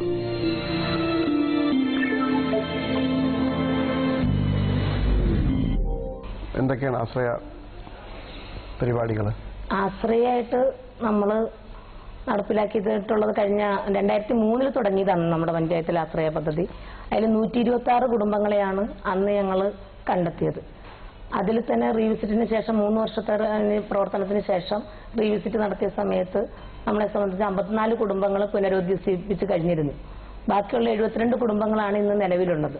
ആ 72 കുടുംബങ്ങളും പുനരധിവസിപ്പിക്കാൻ പ്രധാനമായിട്ട് നൽകേണ്ട ത്രിതല പഞ്ചായത്തിന്റെ സഹായത്തോടെ നൽകുന്ന വീട്, കുടിവെള്ളം, വൈദ്യുതി പോലുള്ള സഹായങ്ങൾ ചെയ്തു കൊടുക്കേണ്ട കുടുംബങ്ങളുടെ എല്ലാം പൂർത്തീകരിച്ചു കഴിഞ്ഞു.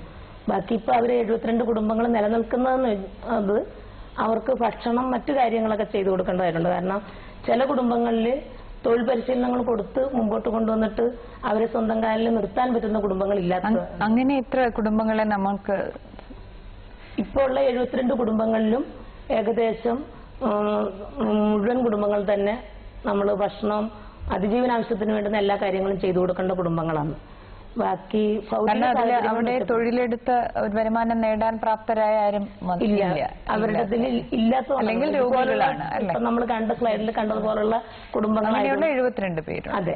അതുകൊണ്ട് അവർക്ക് ഇപ്പം അവരെ ഇപ്പൊ തൊഴിൽ പരിശീലനം അല്ലാതെ ചെയ്യാൻ പറ്റുന്നവർക്ക് പശു വളർത്തല്, പെട്ടിക്കട അങ്ങനെയുള്ള പരിശീലനങ്ങൾ നൽകി അവർക്ക് സ്വയം തൊഴിലിലേക്ക് കൊണ്ടുവന്നിട്ടുണ്ട്. അങ്ങനെ എത്ര പേരെ കൊണ്ടുവന്നിട്ടുണ്ട്? അങ്ങനെ ഞങ്ങൾ 15 പേരോളം പേരെ പശു വളർത്തൽ സംരംഭവുമായിട്ട് ബന്ധപ്പെടുത്തി കൊടുത്തിട്ടുണ്ട്. അതുപോലെ ഒരു അംഗത്തിന് പെട്ടിക്കട കൊടുത്തിട്ടുണ്ട്. പിന്നെ ഒരംഗത്തിന് ഒരു കുടുംബശ്രീ മെമ്പറായിട്ട് കൊണ്ടുവന്നിട്ട് അവരെ ന്യൂട്രിമിക്സ് സംരംഭത്തിലേക്ക് കൊണ്ടുവന്നിട്ടുണ്ട്.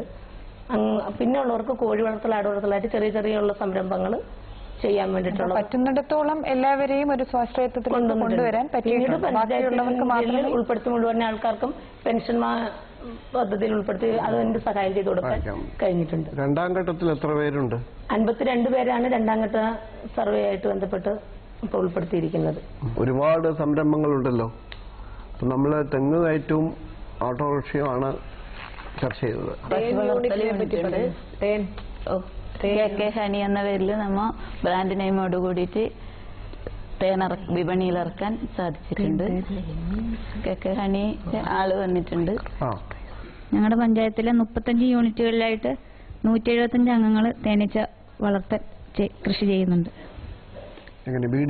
വീടുകളിലായിട്ടാണ് ആദ്യമൊക്കെ ചെയ്തത്. ഇപ്പോ ഒരു പ്രത്യേക റബ്ബർ തോട്ടങ്ങളില് അവിടെ റബ്ബറുണ്ട്. റബ്ബർ തോട്ടങ്ങളിൽ വെച്ചിട്ട് അത് സ്വന്തം തോട്ടങ്ങളാണോ? അല്ല, മറ്റുള്ളവരുടെ തോട്ടങ്ങളിൽ അതിനുള്ള അനുവാദം തന്നിട്ടുണ്ട്.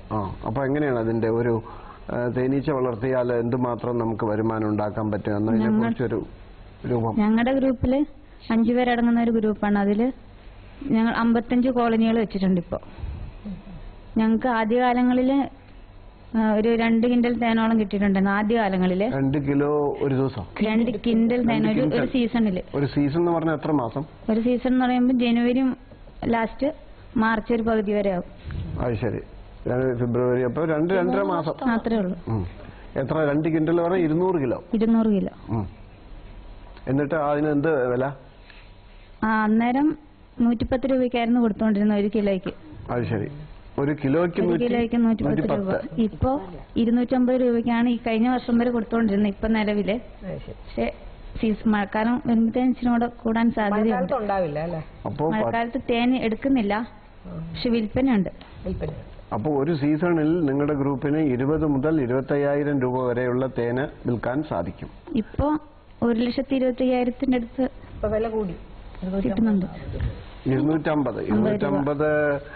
200 കിലോന് അല്ലേ? അല്ല, ഇതിന്റെ ഇനീഷ്യൽ ആയിട്ടുള്ള ഒരു ഇൻവെസ്റ്റ്മെന്റ് അല്ലെങ്കിൽ മുടക്ക് മുതൽ എന്ന് പറയില്ലേ, അതെങ്ങനെയാ? എത്രയുണ്ട് മുടക്ക് മുതൽ? ഞങ്ങള് 50,000 രൂപ ലോൺ എടുത്തിട്ടാണ് ചെയ്തത്. ബാക്കി സബ്സിഡി പഞ്ചായത്തിൽ തന്നിട്ടുണ്ടായിരുന്നു. നഷ്ടമായിട്ടൊന്നുമില്ല. പരിശീലനം ഞങ്ങൾക്ക് 11 തവണകളായിട്ട് പരിശീലനം നടത്തി. CDSന്റെ വക കുടുംബശ്രീ ഹാളിൽ വെച്ച് തന്നെ 11 തവണ പരിശീലനം ഓരോരോ വളർച്ചാ കാലഘട്ടത്തില് അതിനുള്ള പരിശീലനം ലഭിച്ചിട്ടുണ്ട്. ദിവസം ഇതിനു വേണ്ടി സമയം കാണണോ? ദിവസം വേണ്ട, ആഴ്ചയിൽ ഒരു തവണ. ആഴ്ചയിൽ ഒരു തവണ മതി. ഒരു തവണ മതി.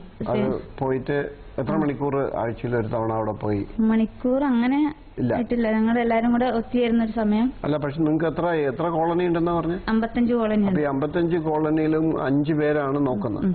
അപ്പൊ എത്ര സമയം നിങ്ങൾ ചെലവഴിക്കും തേനീച്ചയ്ക്ക് വേണ്ടി? രാവിലെ നോക്കുവാണെങ്കിൽ രാവിലെ 10 മണി മുതൽ ഉച്ച വരെ അതൊരു സെക്ഷൻ ആയിട്ടാണ് നോക്കുന്നത്. ഇന്നിപ്പോ ഒരു 10 പെട്ടി നോക്കിയാല് അപ്പൊ എല്ലാ ദിവസവും പണിയുണ്ട്? എല്ലാ ദിവസവും ഇല്ല, ഞങ്ങൾ മറ്റു തൊഴിലുറപ്പിന് അങ്ങനെയൊക്കെ പോകുന്നുണ്ട്. അല്ലാത്ത സമയങ്ങളിൽ നോക്കും. പിന്നെ സീസൺ സമയത്ത് കുറച്ച് കൂടുതൽ ശ്രദ്ധിക്കേണ്ടതുണ്ട്. അപ്പൊ ഇതൊരു സൈഡ് ബിസിനസ് ആണ്. നല്ല വരുമാനമുള്ളതാണല്ലോ. അതെ. എന്നിട്ട് എന്താ കൂടുതൽ ആൾക്കാർ വരാത്തത്? കൂടുതൽ ആൾക്കാർ വരാത്തതെന്ന് വെച്ചാൽ ഇത് കുത്തുന്നൊരു പേടിയുണ്ട്. കാരണം എനിക്ക് തോന്നുന്നു ഓപ്പൺ മാർക്കറ്റിൽ തേനിന് കഴിയും വിലയുണ്ട് അല്ലെ? 250. അതൊരു ചെറിയൊരു കാരണമാണ്. കുത്തുന്ന പറഞ്ഞിട്ട് പേടി. അതിന് ഡ്രസ്സൊക്കെ ഉണ്ടല്ലോ. ഡ്രസ്സൊന്നും ഇല്ല. നിങ്ങൾക്ക് യൂണിഫോം ഒന്നും ഇല്ല. കാരണം ഇതിന്റെ അടുത്ത് പോകുമ്പോ കുത്താതിരിക്കാനായിട്ട് വെറും സ്നേഹം മാത്രമാണ്. ആദ്യകാലങ്ങളില് ഭയങ്കര പേടിയായിരുന്നു. കുത്തു കിട്ടിയാൽ പിന്നെ ഒരാഴ്ച ഞങ്ങൾ പുറത്തിറങ്ങാൻ പറ്റാത്ത ഒരവസ്ഥയൊക്കെ ഉണ്ടായിട്ടുണ്ട്. അല്ല, എന്തുകൊണ്ട് ഇതിനുള്ള ഉപകരണങ്ങൾ അല്ലെങ്കിൽ വസ്ത്രധാരണങ്ങൾ വാങ്ങുന്നില്ല? ഇത്രയൊക്കെ പൈസ തേനീച്ച കുത്ത് ഇപ്പൊ ഒരു പ്രതിരോധ ശേഷി എപ്പിക് തെറാപ്പി പോലുള്ള സംഭവങ്ങൾ നടക്കുന്നുണ്ട്. അതുകൊണ്ട് ഞങ്ങൾ ആ കുത്ത് ഞങ്ങൾക്ക് ഒരു പ്രശ്നമല്ല ഇപ്പൊ. കുത്താറില്ല, കുത്തുന്നുണ്ട്. പക്ഷെ അതാണോ നല്ലത്, അതോ നമ്മൾ അതിന് വേണ്ട മുഖം മൂടികൾ ധരിക്കുന്നതാണോ നല്ലത്? ശരീരം മൂടില്ല. അല്ല, ഈ റൊമാറ്റിക് പെയിൻ ഒക്കെ ഉള്ളതിന് തേനീച്ച കൊണ്ട് കുത്തിച്ചുള്ള ട്രീറ്റ്മെന്റിനെ കുറിച്ച് ചെറുപ്പത്തിൽ ഇതൊരു ശാസ്ത്രീയമായിട്ടുള്ള ഒരു സമീപനമാണെന്ന് ഞങ്ങൾക്ക് തോന്നുന്നില്ല. അല്ല സാർ, മാസ്കും കാര്യങ്ങളും ഉപയോഗിക്കാൻ വേണ്ടിട്ട് അവർക്ക് കൊടുത്തിട്ടുണ്ട്. നമ്മുടെ പരിശീലനത്തിന്റെ ഭാഗമായിട്ട് അത് കൊടുത്തിരുന്നു. ഈ ഇതെല്ലാം ഉപകരണങ്ങളും കൊടുത്തിരുന്നു. അപ്പൊ അവരാദ്യം അത് ഉപയോഗിച്ചുകൊണ്ട് തന്നെയാണ് ചെയ്തിരുന്നത്. ഇപ്പൊ അവർക്ക് അതിന്റെ ആവശ്യമില്ല. അത് ഇല്ലാതെ തന്നെ അവർക്ക് ഉപയോഗിക്കുന്നുണ്ടെന്ന് അവര് നമ്മുടെ ഡ്രൈവർമാർക്ക് ഇടാൻ അറിയില്ല എന്ന് പറയുന്ന മാതിരിയാണ്. അല്ല, ഫോഗിങ് നടത്തിക്കൊണ്ടാണ് അവര് തേനീച്ചകളെ സമീപിക്കുന്നത്. അതുകൊണ്ട് തന്നെ പുകയടിക്കുമ്പോ തേനീച്ചകൾ കോളനിയിൽ താഴോട്ട് പോകുന്നതുകൊണ്ട് തന്നെ തേനെടുക്കാൻ നമുക്ക് ബുദ്ധിമുട്ടുണ്ടാകുന്നില്ല. സംരംഭങ്ങളിലുള്ള ആരെങ്കിലും ഉണ്ടോ കൂടെ? സാന്ത്വന സംരംഭക വന്നിട്ടുണ്ട്. സാന്ത്വനം ഞങ്ങൾ ഹെൽത്ത് സ്ക്രീനിംഗ് ആണ് ഉദ്ദേശിക്കുന്നത്. വീടുകളിൽ ഒക്കെ ചെന്നിട്ട്, കൂടുതലും ആദിവാസി കോളനികളൊക്കെ ഉള്ള ഒരു സ്ഥലമാണ്. റോഡ് സൗകര്യവും വണ്ടി സൗകര്യവും ഒക്കെ കുറവുള്ള സ്ഥലങ്ങളായതുകൊണ്ട് ഞങ്ങൾ രാവിലെ ഒരു 5:45 വീട്ടിൽ നിന്ന് ഇറങ്ങും. 2 വീലറുണ്ട്, അത് ഓടിച്ച് ഞങ്ങൾ വീടുകളിൽ കൂടെ ചെല്ലും. അവിടെ ഓരോ മാസവും ഓരോ ദിവസം ഞങ്ങൾ ഡേറ്റ് കൊടുത്തിട്ടുണ്ട്. ആ ഡേറ്റിൽ പ്രകാരം ആൾക്കാർ ഞങ്ങളെ കാത്തിരിക്കും. ഒരു 9 മണി വരെ ഞങ്ങൾ ഇത് തന്നെയാണ്. ഷുഗർ നോക്കും, പ്രഷർ നോക്കും, കൊളസ്ട്രോൾ നോക്കും, റിസൾട്ട് കൊടുക്കും. ഞങ്ങളുടെ റിസൾട്ടും കൊണ്ട് ഡോക്ടർമാരെ സമീപിക്കാം, മേലാത്തവരെ കൊണ്ടുപോകാനായിട്ട്. അല്ലെങ്കിൽ ഒരു ദിവസം ഒരാളുടെ ലീവ് എടുക്കേണ്ട ആവശ്യങ്ങളൊക്കെ വരുമല്ലോ. അപ്പോൾ അതൊന്നും വേണ്ട, അല്ലാതെ തന്നെ ഞങ്ങൾ ആ റിസൾട്ട് കൊടുത്തു വിട്ടാൽ മെഡിസിൻ കിട്ടും. അതിനുശേഷം ഞങ്ങൾ ഓഫീസ് വഴി കേന്ദ്രീകരിക്കും. എല്ലാ ഓഫീസിലും പോകും. അതും ഇതുപോലെ റൊട്ടീനായിട്ടാണ് ഡേറ്റ് വെച്ചിട്ടുണ്ട്. ഓരോ മാസവും ആ ഡേറ്റും പ്രകാരം ഞങ്ങൾ പോയിട്ട്. പ്രഷർ ഡയബറ്റീസ് ഉള്ളവരാണോ ഈ ഉള്ളവരെ മാത്രമല്ല മാഡം, അല്ലാത്തവരെ ഞങ്ങൾ കൂടുതലായിട്ട് ഇപ്പം വീട്ടമ്മമാർക്കൊന്നും അവരൊന്നും ഒരു ഹോസ്പിറ്റലിൽ പോവോ അല്ലെങ്കിൽ ഒരു ലാബിൽ പോയി ടെസ്റ്റ് ചെയ്യുവോ ഒന്നുമില്ല. അപ്പൊ ഞങ്ങൾ വീടുകളിൽ ചെല്ലുമ്പോൾ എന്നാ ശരി നിങ്ങൾ വന്നതല്ലേ നോക്കാം എന്നുള്ള രീതിയിൽ അങ്ങനെ നോക്കാം എന്ന് പറഞ്ഞ് നേരത്തെ ഇതൊന്നും ഇല്ലാതിരുന്ന, നേരത്തെ അല്ലെങ്കിൽ ഡയബറ്റീസ് ഉണ്ടെന്ന് അറിഞ്ഞുകൂടാതിരുന്ന എത്ര പേരെ നമ്മൾ കണ്ടുപിടിച്ചു? ഒരുപാട് പേരെ കണ്ടുപിടിച്ചു. ഒരുപാടെന്ന് വെച്ചാൽ കഴിഞ്ഞ ഒരു മാസത്തിനുള്ളിൽ ശരാശരി എത്ര പേരെ നമ്മൾ അങ്ങനെ പുതിയതായിട്ട് കണ്ടുപിടിക്കുന്നുണ്ട്? ഒരു 60 മുകളിൽ കണ്ടെത്തിയിട്ടുണ്ട് ഞങ്ങൾ ഒരു മാസം. അതെ, ആദ്യമായിട്ട് ഇറങ്ങിയപ്പോ ഇപ്പം അത് ഞങ്ങൾക്ക് ഒരു റൊട്ടീൻ. ഞങ്ങളെ പ്രതീക്ഷിച്ച് എല്ലാവരും ഇരിക്കും. ഏകദേശം എല്ലാവർക്കും തന്നെ അറിയാം ഇപ്പൊ അവരുടെ അസുഖങ്ങളെ പറ്റിയൊക്കെ. പിന്നെ അതിനുശേഷം ഞങ്ങൾ 30 വയസ്സിന് മുകളിലുള്ള നമ്മൾ സ്ത്രീകളുടെയും പുരുഷന്മാരുടെയും ഷുഗർ നോക്കുമല്ലോ. 30 വയസ്സിന് മുകളിൽ ഒരു പ്രാവശ്യമെങ്കിലും കഴിഞ്ഞ 6 മാസത്തിൽ ഒരു ഷുഗറോ പ്രഷറോ ചെക്ക് ചെയ്ത് എത്ര പേരുണ്ടായിരിക്കും? എത്ര ശതമാനം? നമ്മുടെ പഞ്ചായത്തിലുള്ള 30 വയസ്സിന് മേലിലുള്ളവരിൽ എത്ര പേര് കഴിഞ്ഞ 6 മാസത്തിൽ ഒരു പ്രാവശ്യമെങ്കിലും ഇത് ചെക്ക് ചെയ്ത് കാണും? ഒരു 70% പേരും ചെക്ക് ചെയ്തിട്ടുണ്ടാവും. അത് വളരെ നല്ലൊരു വാർത്തയാണ്. ഒത്തിരി പേരെ ഞങ്ങളെ പ്രതീക്ഷിച്ചിരിക്കുന്ന ഒരുപാട് ആൾക്കാർ ആദിവാസി ഊരുകളിലും പോകുന്നുണ്ടോ?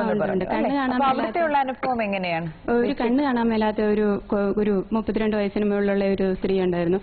അവർക്ക് അറിയില്ലായിരുന്നു അവർക്ക് പ്രഷർ ഉണ്ടെന്നൊന്നും. ഞങ്ങൾ ഒരു വലിയ മലയുടെ മുകളിലായിരുന്നു. അപ്പൊ ഞങ്ങളിങ്ങനെ ആ വീടുകളിൽ ചെന്നപ്പോൾ ആ കൊച്ചിനെന്തോ ഒരു തലവേദന ഉണ്ടെന്ന് പറഞ്ഞപ്പോൾ ഞങ്ങൾ ആ BP ഒന്ന് നോക്കി. അപ്പം BP ഒത്തിരി ഹൈ ആയിട്ടത്. ഉടനെ തന്നെ ഞങ്ങളുടെ മെഡിക്കൽ ഓഫീസറെ ഞങ്ങൾ ഫോൺ ചെയ്തു. സാറിൻ്റെയൊക്കെ നമ്പർ ഞങ്ങളുടെ കൈവശമുണ്ട്, എന്ത് ബുദ്ധിമുട്ടുണ്ടെങ്കിലും ഞങ്ങൾക്ക് അന്നേരം അവരെ വിളിക്കാം. അപ്പോൾ സാറിനോട് ഇങ്ങനെ പറഞ്ഞപ്പോൾ സാർ അപ്ലൈ പറഞ്ഞു നിങ്ങളൊരു ബൈസ്റ്റാൻഡറെ അവരെ കൊണ്ടുപോകാൻ ബുദ്ധിമുട്ടാണ്, കാരണം റോഡ് സൗകര്യമൊന്നുമില്ല, കയ്യെ പിടിച്ച് വേണം ഇറക്കിക്കൊണ്ട് പോകാനായിട്ട്. അപ്പോൾ അവരുടെ ഒരു ബൈസ്റ്റാൻഡറെ പറഞ്ഞു വിട്ടാൽ മതി, മെഡിസിൻ കൊടുക്കാമെന്ന് പറഞ്ഞു. മാസത്തിൽ ഒരു പ്രാവശ്യം പോയി ഇപ്പോൾ ഞങ്ങൾ ചെക്ക് ചെയ്യും. BP ആയി, പിന്നെ അവർക്കിപ്പോൾ ഷുഗറായി, ഷുഗറിന് മെഡിസിൻ എടുക്കുന്നുണ്ട്. ഇപ്പം മാസത്തിൽ ഞങ്ങൾ പോയി നോക്കാം. അതുപോലെ ഒരുപാട് അമ്മമാര് 32 വയസ്സിന് മുകളിലുള്ള 2-3 പേരുണ്ട്. അങ്ങനെ അതിൽ താന്ന കുട്ടികളും ഉണ്ട്, ഷുഗർ പിടിച്ചിട്ട് ഇരിക്കുന്ന കുഞ്ഞുകുട്ടി. കേരശ്രീ യൂണിറ്റ് വന്നിട്ടുണ്ട്. ആദ്യമായി 5 സെന്റ് സ്ഥലം ഒരു വ്യക്തി തന്നതിന് വേണ്ടിയിട്ട് അതിൽ പഞ്ചായത്തിന്റെ സഹായത്തോടു കൂടിയിട്ട് ബിൽഡിംഗ് കെട്ടി. എന്താണ് ചെയ്യുന്നത്? തേങ്ങ ഉണക്കുന്നത്, തേങ്ങ ഉണക്കി കൊപ്രയാക്കിയിട്ട് വിൽക്കുന്നത്. ഡ്രയറുണ്ട്. ആദ്യ കാലങ്ങളിൽ നമുക്ക് ബുദ്ധിമുട്ടുണ്ടായിനി, തേങ്ങ ചുള്ളാനെല്ലാം കയ്യെല്ലാം പൊള്ളി നനാവിതായിനി. ഇപ്പം പ്രശ്നമില്ല. എത്ര തേങ്ങ ഒരു മാസം, ഒരാഴ്ച അല്ലെങ്കിൽ നിങ്ങൾക്ക് ഉണക്കാൻ കിട്ടുന്നുണ്ട്? അത് സീസൺ പോലെയാ കിട്ടല്. ഒരു പ്രാവശ്യം 2000 തേങ്ങ സീസണിൽ ചെയ്ത കാര്യങ്ങൾ പറയും. 20,000 കഴിഞ്ഞ മാസം കിട്ടി. 20,000 തേങ്ങ കൊപ്രയാക്കി വിൽക്കും. എണ്ണയാക്കുന്നില്ല. ഇല്ല, എണ്ണയില്ല. അത് എത്ര തൂക്കിയിട്ടാണ് വെക്കുന്നത്? തൂക്കത്തിലാണോ? അതെ അതെ. അപ്പോൾ എത്ര കിട്ടി കൊപ്ര? കൊപ്ര ഞങ്ങൾ ഒന്നിച്ചല്ല അങ്ങനെ കൊടുക്കുന്നത്. എത്ര കിലോ കൊപ്ര? 2000 തേങ്ങ കൊണ്ടുപോയാല് ഒരു 225 ഉണ്ടാവും. 225 കിലോ. അത് തേങ്ങ ചില തേങ്ങ വിളവ് കുറവാണെങ്കിൽ തൂക്കം കുറയും. അത് ശരി. ഡ്രയർ ഉണ്ടോ? ഡ്രയർ ഉണ്ട്. അപ്പൊ ഒരു മാസം വിറ്റ് വരവ് എന്ത് വരും? വിറ്റ് വരവ് എല്ലാം കഴിഞ്ഞിട്ട് 20 കിട്ടും. 5 പേർക്കും കൂടെ. 5 പേർക്കും. അപ്പൊ 4000 രൂപയോളം കിട്ടും ഒരു മാസം. ഒരു ദിവസം എത്ര സമയം പണിയെടുക്കണം? അത് ആദ്യത്തെ ദിവസം നമ്മ തേങ്ങ എല്ലാം കൊത്തിയിട്ട് ഡ്രയറിലിടും. രണ്ടാമത്തെ ദിവസം അതെല്ലാം ചുള്ളിയെടുക്കും. മൂന്നാമത്തെ ദിവസം തീയിടും. അങ്ങനെയാണ്. എല്ലാ ദിവസവും പണിയുണ്ടോന്ന് ചോദിക്കണം. 3 ദിവസം പണിയെടുക്കണം ഒരു ആഴ്ചയില്. അങ്ങനെയല്ല, ഒരു 2000 തേങ്ങ ഉണ്ടെങ്കിൽ 3 ദിവസം അതിന്റെ പണിയെടുക്കാം. 4-ാം ദിവസം മാർക്കറ്റിലെത്തിക്കാം. പിന്നെ 5-ാം ദിവസം വീണ്ടും പുതിയ തേങ്ങ. 4-ാം ദിവസം തന്നെ ഇടാം. അല്ല, പിന്നെയും വരുമോ തേങ്ങ അപ്പോഴേക്കും? ഒന്ന് കഴിയുമ്പോഴേക്കും വേറെ ഒന്ന് വരുമോന്നാ ചോദിക്കുന്നത്. അപ്പൊ ദിവസവും ജോലിയുണ്ട്. എത്ര മണിക്കൂർ ജോലി ചെയ്യും? മണിക്കൂർ കൃത്യാക്കിയിട്ടല്ല അമ്മ ചെയ്യുന്ന. എന്നാലും സുമാർ ഒരു ദിവസം മുഴുവൻ ചെയ്യണം. ചുള്ളുന്ന ദിവസം ഫുള്ള് വേണ്ടി വരും. അല്ലാത്ത ദിവസം വേണ്ട. അപ്പൊ നിങ്ങളുടെ ഇത് ഈ ജോലിയുടെ ആവശ്യം അനുസരിച്ച് ജോലി സമയം നമ്മളത് അഡ്ജസ്റ്റ് ചെയ്യണം അല്ലേ? അതാണ് ഒരു സൗകര്യം. അതെ, ബാക്കി പച്ചക്കറി എല്ലാം ചെയ്യും ഗ്രൂപ്പായിട്ട് ചെയ്യുമ്പോൾ. ചെയർപേഴ്സൺ, സംഘകൃഷിയെ പറ്റി കൂടുതൽ പറഞ്ഞില്ല. നിങ്ങൾ എല്ലാ കൃഷികളും ചെയ്യുന്നുണ്ട്. നമ്മൾ നെൽകൃഷിയുണ്ട്, അതുപോലെ തന്നെ പച്ചക്കറി കൃഷികളുണ്ട്, കിഴങ്ങ് വർഗ്ഗങ്ങളുണ്ട്, നേന്ത്രവാഴ കൃഷികളുണ്ട്. ഇതുമായിട്ട് ബന്ധപ്പെട്ട് ഞങ്ങളുടെ കൺവീനർ വന്നിട്ടുണ്ട്. എന്താണ് പ്രധാന വെല്ലുവിളി സംഘകൃഷികളുടെ? പ്രധാന വെല്ലുവിളി എന്ന് പറഞ്ഞു കഴിഞ്ഞാൽ ഇന്ന് കാർഷിക മേഖലയിലെ വില തകർച്ച ഒരു പ്രധാന വെല്ലുവിളിയാണ്. കാരണം നെല്ല് കൃഷി എന്ന് പറഞ്ഞു കഴിഞ്ഞാൽ നമ്മൾ ചെയ്തു കഴിഞ്ഞാൽ അതിന് നമുക്ക് ഇപ്പം നെല്ല് കൊടുക്കുന്ന സമയമൊക്കെ ആകുമ്പോൾ അധികം വില കിട്ടുന്നില്ല. ഇപ്പോൾ 1 കിൻഡൽ നെല്ല് കൊടുത്താൽ 2500 രൂപയെ നമുക്ക് കിട്ടാൻ സാധ്യതയുള്ളൂ. എന്താ അത് നല്ല വിലയല്ലേ? നല്ല വിലയാ ഇപ്പൊ. ഇപ്പൊ നല്ല വില. ആദ്യമൊന്നും അത്ര നല്ല വിലയൊന്നും ഇല്ലായിരുന്നു. തമിഴ്നാട്ടിൽ നിന്നാണ് മറ്റുള്ള കടകളിലേക്കൊക്കെ കൃഷിയിൽ കൊണ്ടുവരുന്നത്. അപ്പം പ്രധാനപ്പെട്ട ഈ ഓണം, വിഷു അങ്ങനെയുള്ള കാര്യങ്ങളിലൊക്കെ വരുമ്പോൾ നമുക്ക് അമിതമായ പച്ചക്കറിയുടെ വില കൊടുക്കണം. അപ്പൊ നമ്മളിപ്പം നമ്മുടെ വില കൂടുതലാണ്, എല്ലാത്തിനും വില കൂടുതലുണ്ട്. അപ്പം ഇപ്പം നമ്മൾ 27 യൂണിറ്റാണ് നെൽകൃഷി ചെയ്യുന്നത്. 5 പേരടങ്ങുന്ന 27 യൂണിറ്റാണ് ചെയ്യുന്നത്. അവര് നെല്ലെന്ന് പറഞ്ഞു കഴിഞ്ഞാൽ അവര് പച്ചരി നെല്ല് ഉണക്കിയിട്ട് കുത്തിയിട്ട് വീടുകളിൽ കയറ്റി കൊടുക്കുന്നുണ്ട്. അതേപോലെ തന്നെ പുഴുങ്ങിയിട്ട് മില്ലിൽ കുത്തിയെടുത്തിട്ട് വീടുകളിൽ നമ്മുടെ ഹോം ഷോപ്പ് പോലെ തന്നെ ഈ അരികൾ എത്തിക്കാൻ അവർക്ക് സാധിക്കുന്നുണ്ട്. കടയിൽ കിട്ടുന്നതിന് ഇപ്പൊ 38 രൂപ 30 രൂപയൊക്കെ ഉണ്ട്. അപ്പൊ നമുക്ക് കടയിൽ കിട്ടുന്നതിലും 2 രൂപ കുറച്ചാണ് നമ്മളിത് കൊടുക്കുന്നത്. അത് നമുക്ക് നമ്മുടെ വാങ്ങുന്നത് കുടുംബശ്രീ അംഗങ്ങൾ തന്നെയാണ് വാങ്ങുന്നത്. അതേപോലെ തന്നെ നമ്മൾ പച്ചക്കറിയുടെ ആണെങ്കിൽ മാസച്ചന്തകൾ ഇടുന്നുണ്ട്, വിശേഷ ചന്തകളുണ്ട്. അപ്പം അതൊക്കെ നമുക്കൊരു നല്ല നേട്ടത്തിന്റെ അനുഭവങ്ങളാണ്. ബാലസഭയുടെ പ്രവർത്തനങ്ങൾ എങ്ങനെ നടക്കുന്നു? ഏത് പ്രായത്തിലുള്ള കുട്ടികളാണ് കൂടുതലുള്ളത്? ഇപ്പൊ ചെറിയ കുട്ടികൾ, ഇപ്പൊ ഞങ്ങളുടെ നാട്ടിലിപ്പോ ചെറിയ കുട്ടികളാണ് കൂടുതലുള്ളത്. ഏതൊരു 5-ാം ക്ലാസ് 6-ാം ക്ലാസ്? 5-ാം ക്ലാസ് 6-ാം ക്ലാസ് ഉണ്ട്. പിന്നെ ചെറിയ 2-ൽ പഠിക്കുന്നു, 3-ൽ പഠിക്കുന്നു, അങ്ങനെയുള്ള. ഒരു 14 വയസ്സിന് മുകളിലുള്ള കുട്ടികൾ എത്രയുണ്ടാവും? 14 വയസ്സിന് മുകളിൽ 4 കുട്ടികളുണ്ട് നിങ്ങളുടെ ബാലസഭയിൽ. മാഡം, ഈ നമ്മള് 621 ആൺകുട്ടികളും 1759 പെൺകുട്ടികളും ഉൾപ്പെടുന്ന 2380 കുട്ടികളാണ് ബാലസഭയിലെ അംഗങ്ങൾ. നമുക്ക് 1800 പെൺകുട്ടികളെ കിട്ടിയപ്പോ 600 ആൺകുട്ടികളെ കിട്ടുന്നുള്ളൂ ബാലസഭയിലേക്ക്. ബാലസഭയില് നേരത്തെ നമുക്ക് കിട്ടിയിരുന്ന പ്രായപരിധി എന്ന് പറഞ്ഞാൽ 15 വയസ്സ് വരെയാണല്ലോ. അപ്പൊ 15 വയസ്സ് വരെയുള്ള പ്രായപരിധിയിലുള്ള ആൺകുട്ടികൾ, പിന്നെ കുറച്ച് ആൺകുട്ടികൾ ആദ്യമൊക്കെ വരാൻ തയ്യാറാകലില്ലായിരുന്നു. മടിയുണ്ടായിരുന്നു അവർക്ക്. വൈകുന്നേരം കളിക്കാൻ പോകുന്ന അങ്ങനെയൊക്കെയുള്ള. ഇപ്പൊ മുഴുവൻ കുട്ടികളും വന്നു കഴിഞ്ഞു. പെൺകുട്ടികൾ കളിക്കാൻ പോകാറില്ല. 15 എന്നുള്ളത് ഇപ്പൊ 18 വയസ്സാക്കിയതോടുകൂടി നമുക്ക് മുഴുവൻ കുട്ടികളും ഇത്രയേ ഉള്ളൂ കുട്ടികൾ. ഞങ്ങള് ബാലസഭയിൽ വന്നിട്ട് ഷട്ടിൽ കളിക്കാറുണ്ട്. പിന്നെ നല്ല കാര്യം, ഷട്ടിൽ കളിക്കാറുണ്ട്. പിന്നെ പഞ്ചായത്തില് ഹോളിസ്റ്റിക് ഹെൽത്ത് പ്രോഗ്രാമിന്റെ വക ഫുട്ബോൾ പരിശീലനമുണ്ട്. എല്ലാവർക്കും ഉണ്ട്, പെൺകുട്ടികൾക്ക് ആൺകുട്ടികൾക്കും ഉണ്ട്. പിന്നെ ഇപ്പൊ ഹാൻഡ്ബോൾ പരിശീലനമുണ്ട്. അതിന് ഹാൻഡ്ബോളിന് ഈ പഞ്ചായത്തിൽ നിന്ന് പങ്കെടുത്തിട്ട് പിന്നെ എനിക്ക് സ്കൂളിലും ഞാൻ അതിൽ പങ്കെടുത്തിട്ടുണ്ട്. പിന്നെ ഇപ്പൊ ജില്ലാ ടീമിൽ അംഗമാണ്. സ്റ്റേറ്റിൽ കളിക്കാൻ പോകാറുണ്ട്. അതിലുണ്ട്, സ്റ്റേറ്റിൽ കളിക്കുന്നുണ്ട് അല്ലേ? അപ്പൊ നിങ്ങളുടെ സംഭാവനയാണ് മേഘന അല്ലേ? നാടക ഗ്രൂപ്പ് ഉണ്ട്. അത് സ്വപ്നത്തുമ്പികൾ വെച്ചിട്ട് പിന്നെ എങ്ങനെ നാടകമൊക്കെ നിങ്ങൾ തന്നെ ഉണ്ടാക്കിയിട്ട് നിങ്ങൾ തന്നെ ഡയറക്റ്റ് ചെയ്തൊക്കെ പ്രസന്റ് ചെയ്യുന്നതാണോ? ഞങ്ങൾ ഉണ്ടാക്കാറുണ്ട്, പിന്നെ ഞങ്ങൾ സഹായിക്കാറുണ്ട്, CDSന്റെ ചേച്ചിമാരെ സഹായിക്കാറുണ്ട്. പിന്നെ അത് എല്ലായിടത്തും എല്ലാ വാർഡിലും പോയിട്ട് ഞങ്ങൾ അവതരിപ്പിക്കും. മറ്റുള്ള സംരംഭങ്ങൾ വാദ്യസംഘം 3 യൂണിറ്റ് ഉണ്ട്, പശു വളർത്തൽ യൂണിറ്റ്. വാദ്യസംഘം 3 യൂണിറ്റിലായിട്ട് 60 പേര്. അപ്പൊ ഓരോന്നിലും 20 പേരെ വെച്ച് 20 പേരെ വെച്ചിട്ട്. എന്ത് വാദ്യ യൂണിറ്റാ പറഞ്ഞ? ഈ നേരത്തെ ശിങ്കാരിമേളം. അതിന്റെ പരിശീലനം, സംഘാടനം എന്തൊക്കെയാണ്? എങ്ങനെ പരിശീലനം കുടുംബശ്രീ വഴി നമുക്ക് കിട്ടിയതാണ്. അവിടെ തന്നെ പരിശീലിക്കാൻ ആളുണ്ടായിരുന്നോ പഞ്ചായത്തിൽ തന്നെ? ഇല്ല, പുറത്തുനിന്ന് കൊണ്ടുവന്നതാണ് പരിശീലകരെ. എത്ര മാസം? 6 മാസത്തിന്റെ പരിശീലനം കൊടുത്തു നമ്മൾ. ഇപ്പൊ പരിശീലനമൊക്കെ കഴിഞ്ഞു? പരിശീലനം കഴിഞ്ഞു. 3 പരിപാടികൾ വരുന്നുണ്ടോ? പരിപാടികൾ ഇഷ്ടം പോലെ കിട്ടുന്നുണ്ട്. ഇഷ്ടം പോലെ ഉണ്ട്. ഒരു മാസം എത്ര കിട്ടും? എത്ര പരിപാടികൾ കിട്ടും? ഒരു മാസം എന്ന് പറഞ്ഞാൽ നമുക്ക് സീസൺ സമയത്താണ് അമ്പലങ്ങളിലും മറ്റ് പല പരിപാടി. സീസണിലാണ്, മഴക്കാലത്ത് ഉണ്ടാവില്ല. സീസണിൽ ഇതൊരു വരുമാന മാർഗമാണോ അതോ ഒരു ഉപവരുമാന മാർഗമായിട്ടാണോ? വരുമാന മാർഗമാണ്. അതിനോടൊപ്പം കലയെ പ്രോത്സാഹിപ്പിക്കുന്ന രീതിയിലുള്ള ഒരു. ഇതുകൊണ്ട് മാത്രമാണോ ജീവിക്കുന്നതെന്നോ ചോദിച്ചവര്? അല്ല അല്ല അല്ല. അതിന്റെ കൂടെ മറ്റ് വരുമാന മാർഗം, കോഴി വളർത്തൽ, ആട് വളർത്തൽ, അതുപോലെയുള്ള യൂണിറ്റിൽ ഏർപ്പെട്ടവരാണ്. മഴക്കാലം ആകുമ്പോ മറ്റു തരത്തിലുള്ള മഴക്കാലത്ത് ചെണ്ടമേളം ഉണ്ടാവില്ല. അപ്പൊ വേറെ തൊഴിലിലേക്ക് പോകുന്നുണ്ട്. ഇവരെന്നെ ഇപ്പൊ പശു വളർത്തലില്ലവരുണ്ട്, അതുപോലെ കോഴി വളർത്തൽ. അങ്ങനെ കൗമാര സംഗമം ഇട്ടിരിക്കുന്നു, അതെന്താ ഉദ്ദേശിച്ചത്? അത് ST കോളനികളിലെ കൗമാരപ്രായക്കാരായ കുട്ടികൾക്ക് വേണ്ടിയിട്ട് ഞങ്ങളൊരു പ്രോഗ്രാം സംഘടിപ്പിച്ചതാണ്. എന്ത് തരത്തിലുള്ള പ്രോഗ്രാം? അത് നമ്മൾ നടത്തിയത് ആ പെൺകുട്ടികളും ആൺകുട്ടികളും അവർക്ക് വേണ്ടിയിട്ടുള്ള പരിശീലനമായിരുന്നു. ബോധവൽക്കരണ ക്ലാസ്സാണ് ആദ്യമായിട്ട് സംഘടിപ്പിച്ചത്. ബോധവൽക്കരണം എന്ന് പറഞ്ഞാൽ ഇന്ന് കുട്ടികൾ നേരിടുന്ന നമ്മുടെ കോളനികളിൽ കൂടുതലായിട്ട് വ്യാജചാരായങ്ങളൊക്കെ ഉണ്ടായിരുന്നൊരു കാലഘട്ടമുണ്ട്. ആ സമയത്ത് അല്ല, അത് ഞാൻ ചോദിക്കുന്ന ഒരു പ്രത്യേക സാഹചര്യത്തിലാണ് നമ്മൾ ഈ ക്രൈം മാപ്പിങ്ങിന്റെ ഒരു വിശദമായ റിപ്പോർട്ട് ഇവിടെ അവതരിപ്പിച്ചു. അപ്പൊ അതിൽ കുറച്ച് കണക്കുകളുണ്ട്. അപ്പൊ അതില് ഒറ്റയ്ക്കുള്ള ആക്രമണം, നമ്മുടെ എന്താണ് പറയുന്ന പ്രശ്നങ്ങൾ വന്ന ക്രൈമുകളിൽ 155-ൽ 127, കൂട്ടമായിട്ടുള്ളതിൽ 24-ൽ 21 നമ്മൾ കണക്കെടുപ്പ് സർവേയിൽ വന്നതാണ്. അത്രയും അവസരങ്ങളിൽ മദ്യമായിരുന്നു ഒരു പ്രധാന പ്രശ്നം നമുക്ക് ഒരു കിട്ടിയിട്ടുണ്ട്. ആ ഒരു സാഹചര്യത്തിൽ കൂടെയാണ്. അതെ, അതുകൊണ്ടാണ് അങ്ങനെ ഒരു ബോധവൽക്കരണ ക്ലാസ് സംഘടിപ്പിക്കാൻ നമ്മളെ തയ്യാറായത്. കാരണം അവിടുത്തെ അംഗങ്ങളെ സംബന്ധിച്ചിടത്തോളം ആദ്യകാലഘട്ടത്തിൽ സ്വന്തമായിട്ട് വ്യാജചാരായി അവരുടെ ഓരോ കോളനിയും കേന്ദ്രീകരിച്ച് മാറ്റി വിൽപ്പന നടത്തുന്നൊരു സമയമായിരുന്നു. അപ്പോൾ കുട്ടികൾക്ക് പഠിക്കാൻ താല്പര്യം ഉണ്ടെങ്കിൽ പോലും കുട്ടികൾ തയ്യാറാകുന്നില്ല. കുട്ടികളെ കൃത്യസമയത്ത് ഒരുക്കി വിടാനോ രക്ഷിതാക്കളും അത്രത്തോളം തയ്യാറായിരുന്നില്ല. അപ്പം അതുകൊണ്ട് തന്നെ കുട്ടികൾക്കും പിന്നെ അമ്മമാരെയും കൂടി ഉൾപ്പെടുത്തി ക്ലാസ്സുകൾ സംഘടിപ്പിച്ചു കൊടുത്തു. അതിന് കോളനി ചെന്നിട്ടും നമ്മൾ CDSലേക്ക് വിളിച്ചു വരുത്താതെ കോളനി കേന്ദ്രീകരിച്ചുകൊണ്ട് ഓരോ കോളനിയിലാണ് നമ്മൾ ഇങ്ങനെ ഒരു ക്ലാസ് സംഘടിപ്പിക്കാൻ വേണ്ടിയിട്ട് കഴിഞ്ഞത്.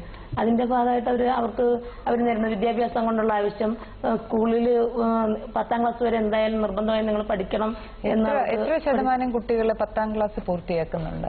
ഇപ്പൊ എല്ലാ കോളനിയിലും കുട്ടികളും ക്ലാസ്സിൽ 10ാം ക്ലാസ്സിലേക്ക് കഴിഞ്ഞുള്ള ഉപരിപഠനത്തിനും യോഗ്യതയുള്ള കുട്ടികൾ പോകാൻ വേണ്ടി ഇപ്പൊ തയ്യാറാണ്.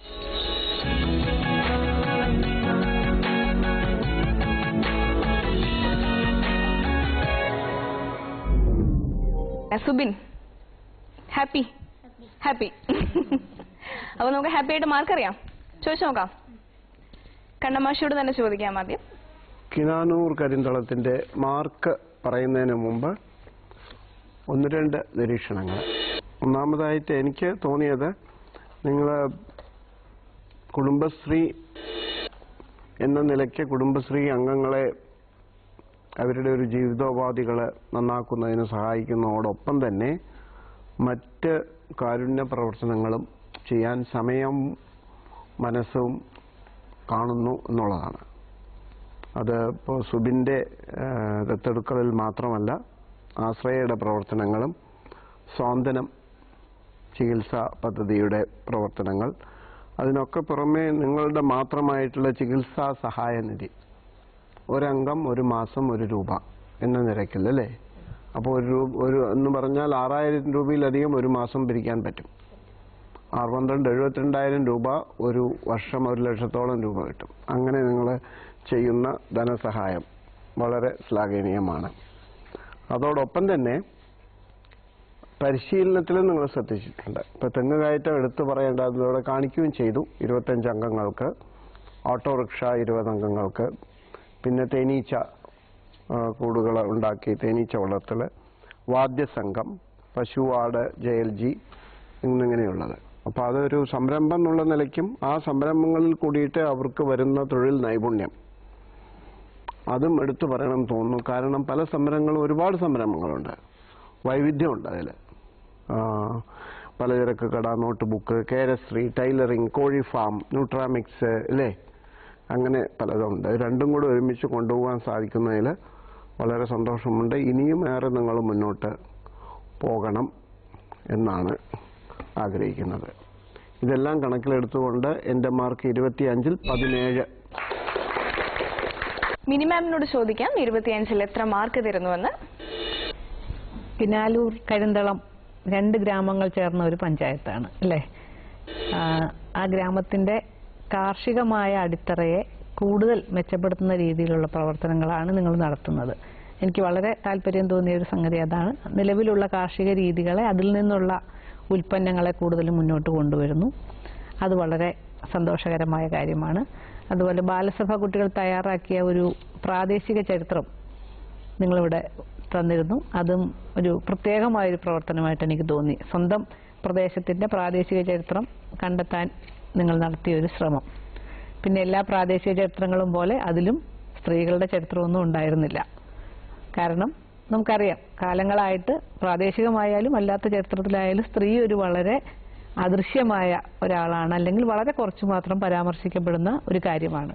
പക്ഷേ കിനാലൂർ കരിന്തളത്തിന്റെ പുതിയ പ്രാദേശിക ചരിത്രത്തിൽ ഏറ്റവും പ്രധാന സ്ഥാനം അവിടുത്തെ സ്ത്രീകൾക്കാണ് അല്ലേ. കുടുംബശ്രീക്കും സ്ത്രീകൾക്കുമാണ് എന്നുള്ളതും മനസ്സിലാക്കാൻ സാധിച്ചു. അതിന് നേതൃത്വം കൊടുക്കുന്ന കുടുംബശ്രീ പ്രവർത്തകരോട് വളരെയധികം ഐക്യദാർഢ്യം എനിക്ക് പറയാനുണ്ട്. ഞാൻ നൽകുന്നത് 25-ൽ 19 മാർക്ക്. ഇന്ദു മാം, എത്ര മാർക്കാണ് അവർക്ക് കൊടുക്കുന്നത്? ചോറ് വയ്ക്കുന്ന അരിയിലും കറി വയ്ക്കുന്ന പച്ചക്കറിയിലും അടങ്ങിയിരിക്കുന്ന രാസവസ്തുക്കളെ എങ്ങനെ മാറ്റണം, നമ്മുടെ ഭക്ഷണം കൂടുതൽ സുരക്ഷിതമാക്കണം എന്ന് ചിന്തിക്കുന്ന ഈ ഒരു സമയത്ത് 675 ഏക്കറിൽ കൃഷി ചെയ്തിട്ട് മാഡം പറഞ്ഞു, ഞങ്ങൾ ഉണ്ടാക്കിയ കാർഷികോൽപ്പന്നങ്ങൾ പ്രോസസ്സ് ചെയ്ത് അരിയാക്കി 2 രൂപ കുറഞ്ഞ് ഞങ്ങളുടെ കുടുംബശ്രീ പ്രവർത്തകർക്ക് കൊടുത്തതിന് ശേഷം വിൽക്കുന്നു. അപ്പം അത് വെച്ച് നോക്കുമ്പോൾ ആ CDS മറ്റു പലരെക്കാളും വളരെ ധനികരാണ്. കാരണം ഭക്ഷണമാണ് നമ്മളുടെ പ്രാഥമികമായ ആവശ്യങ്ങളിൽ ഏറ്റവും വളരെ പ്രധാനപ്പെട്ട ഒരു കാര്യം. പിന്നെ ഷൈജ മാത്യുവിന്റെ നേതൃത്വത്തിൽ ഒരുപാട് കാര്യങ്ങൾ വന്നിട്ടുണ്ട്. സീമയുടെ മുഖത്തെ ഒരു സന്തോഷവും ആത്മവിശ്വാസവും അവിടെ വരാനിരിക്കുന്ന സാമൂഹിക മാറ്റങ്ങളുടെ കൂടെ ഒരു പ്രതിഫലനമായിട്ട് വിശ്വസിച്ചുകൊണ്ട് 25-ൽ 18 മാർക്ക്. 15-ൽ എത്ര മാർക്ക് തരുന്നത് നമുക്ക് നിർമ്മല മാമിനോട് ചോദിച്ചു നോക്കാം. എനിക്ക് വ്യത്യസ്തമായിട്ട് തോന്നിയത് നിങ്ങളുടെ ഒരു സമൂഹത്തിൽ നിങ്ങൾ സുബിന്റെ കാര്യം എടുത്താൽ അങ്ങനെ ഒരു വ്യത്യസ്ത ഒരു മാതൃക നിങ്ങൾ ഉണ്ടാക്കുന്നതിൽ, അതായത് സുബിൻ മാത്രമല്ല വേറെയും കുട്ടികളുടെ കാര്യത്തിൽ നിങ്ങൾ അങ്ങനെ ചെയ്തു എന്നുള്ളൊരു മാതൃകയാണ് മറ്റുള്ളവർക്കെന്നുള്ള. ഞാൻ 15-ൽ 11 + 1 ഫോർ സുബിൻ 12 മാർക്ക്. വിമല മാം, 10-ൽ എത്ര മാർക്ക് നൽകുന്നു? നമ്മള് ഈ സാങ്കേതികത്വം ഒരുപാട് വികസിച്ചു വരുമ്പോൾ ലോകത്തിന്റെ ഏതു കോണിലേക്കും നമുക്ക് ചെല്ലാനും വിവരങ്ങൾ അറിയാനും എല്ലാം നമ്മുടെ വിരൽത്തുമ്പിലുണ്ടെന്ന് പറയും. പക്ഷെ തൊട്ടടുത്ത നമ്മുടെ നാടിനെ അറിയുക എന്ന് പറയുന്നത് ആർക്കും വളരെ ചുരുക്കമായിട്ടുള്ള ഒരു രീതിയാണ്. അപ്പുറത്തുള്ളത് നമുക്കറിയാൻ പറ്റുന്നില്ല. അപ്പോൾ സ്വന്തം സ്ഥലം, സ്വന്തം തട്ടകം തിരിച്ചറിയുക എന്ന് പറയുന്നത് ഏറ്റവും പ്രധാനമാണ്. എനിക്ക് വളരെ ഇഷ്ടപ്പെട്ട ആ സ്ഥലനാമങ്ങൾ ഓരോന്നും പരിചയപ്പെടുത്തിയിട്ട് അതിൻ്റെ പേരെങ്ങനെ വന്നു എന്നുള്ളത്. കൊച്ചു കുട്ടികൾ ആഫ്രിക്കയിലെ ക്രോപ്പിനെ കുറിച്ചും ഗ്രെയിൻസിനെ കുറിച്ചും പറയുമ്പോൾ നമ്മുടെ നാട്ടിൽ വിളയണത് എന്താണെന്നുള്ളത് പഠിക്കാതെ പോകുന്ന ഈ ഇപ്പോഴത്തെ കാലഘട്ടത്തിൽ ഇത് വളരെ വളരെ എന്താ പറയുക ക്രിയാത്മകമായ ഒരു മൂവ്മെൻ്റ് ആയിട്ടാണ് എനിക്ക് തോന്നിയിരിക്കുന്നത്. അത് വളരെ പ്രധാനമാണ്. പിന്നെ കാർഷിക അനുഭവങ്ങൾ പങ്കുവച്ചിരിക്കുന്നത് ഒരു നോവൽ വായിച്ചു പോണ പോലെയാണ് ഞാനത് കുറേ വായിച്ചത്. അതിനകത്ത് ഇടയ്ക്കിടയ്ക്കൊക്കെ ഓരോ ഡോസ് വരുന്നുണ്ട്. അതായത് ഇന്ന കാര്യത്തിൽ പുരുഷന്മാരെ ഞങ്ങൾ വിളിച്ചു, ഒരാളിൻ്റെ സഹായം ഞങ്ങൾ അഭ്യർത്ഥിച്ചു, പിന്നെ അതുപോലെ കുട്ടികളുടെ സഹായം, അങ്ങനെ എല്ലാത്തിലും ആ ഒരു കൂട്ടായ്മയുടെ മഹത്വം പാടുക എന്ന് പറയുന്നത് അതും വളരെ പ്രധാനമാണ്. പിന്നെ ഏറ്റവും ഇതായിട്ട് തോന്നിയ എനിക്ക് ഓരോ ശിശുരോധനത്തിലും കേൾപ്പു ഞാൻ 1 കോടി ഈശ്വര വിലാപം എന്നാണ് കവിവാക്യം പറയുന്നത്. കുഞ്ഞുങ്ങളുടെ കരച്ചിൽ, കുഞ്ഞുങ്ങളുടെ സങ്കടം എന്ന് പറയുന്നത് അത് മനസ്സിലെ ആർദ്രതയുള്ളവർക്കേ മനസ്സിലാക്കാൻ പറ്റുള്ളൂ. അത് ഇതുപോലെയുള്ള സുബിന്മാർ ഒരുപാട് പേരുണ്ടാവും. അവരെയൊക്കെ കൂടുതൽ കണ്ടെത്താനും അവർക്കൊക്കെ താങ്ങും തണലും ആവാനും ഓരോ കുടുംബശ്രീക്കും കഴിയണം എന്നുള്ളതാണ്. നിങ്ങളതിൽ നല്ലൊരു മാതൃക കാണിച്ചിരിക്കുകയാണ്. ഞാൻ 10-8 മാർക്ക് തരാം. കിനാനൂർ കരിന്തളത്തിന്റെ പ്രവർത്തനങ്ങളെ വിലയിരുത്തിക്കൊണ്ട് ജഡ്ജസ് നൽകിയിരിക്കുന്ന ടോട്ടൽ മാർക്ക് എത്രയാണെന്ന് അറിയണ്ടേ? 100-ൽ 74. അങ്ങനെ ആദ്യ റൗണ്ടിലെ 70 CDSകളുടെയും അവതരണം ഇവിടെ അവസാനിക്കുകയാണ്. 70 കുടുംബശ്രീകളിൽ നിന്ന് മികച്ച 15 കുടുംബശ്രീകളെയാണ് 2ാം റൗണ്ടിലേക്ക് തിരഞ്ഞെടുക്കുക. ഒപ്പം കുടുംബശ്രീ നടപ്പിലാക്കിയ മികച്ച 10 സുസ്ഥിര വികസന മാതൃകകളെ കൂടി തിരഞ്ഞെടുക്കും. ഇവയെ വിലയിരുത്തിക്കൊണ്ടുള്ള വ്യത്യസ്തമായ മത്സരങ്ങളാണ് 2ാം റൗണ്ടിൽ നിങ്ങളെ കാത്തിരിക്കുന്നത്. ആശയങ്ങളുടെയും ആസൂത്രണങ്ങളുടെയും ഒപ്പം ആവിഷ്കാരങ്ങളുടെയും വിസ്മയ കഥകളുമായി നമ്മൾ ഇനി കാണുന്നത് 2ാം റൗണ്ടിലായിരിക്കും. കാത്തിരിക്കുക. നന്ദി, നമസ്കാരം. കൊത്തിയുടയ്ക്കുക നീ അഴലേ മച്ചിത്താണ്ടത്തിൻ തോടുടനെ, കൊത്തിയുടയ്ക്കുക നീയഴലെ മച്ചിത്താണ്ടത്തിൻ തോടുടനെ, വീർപ്പടയുന്നു മാമകഹൃത്തിനു ദുർഭര ബീജ വികാസത്താൽ, പെരുത്തിരുണ്ടൊരു ചിറകു വിടർത്തി പൊരുന്നിരിക്കുകയല്ലോ നീ, 1000 ആണ്ടുകളായിട്ടായില്ലെന്നു തുണ്ടുടയാ, ഹസിച്ചു ചവിട്ടിയമർത്തി കുതിച്ചു കാലം പാഞ്ഞപ്പോഴും തന്റെ കനത്ത പദാഹതിയാലെ മണ്ണിൽ ഗുഹകൾ വളർന്നപ്പോഴും, ചീർത്ത കൊടുങ്കാറ്റടിച്ചു കോറിയ മൃത്യു കണക്കെ അടിഞ്ഞെന്നിട്ടും വായ വളർന്നേ നിന്നവ കൂരാതാഴക്കടലായി അലറുമ്പോഴും, പെരുത്തിരുണ്ടൊരു ചിറകു വിടർത്തി പൊരുന്നിരിക്കുകയല്ലോ നീ, 1000 ആണ്ടുകളായിട്ടായില്ലെന്നു തുണ്ടുടയാ.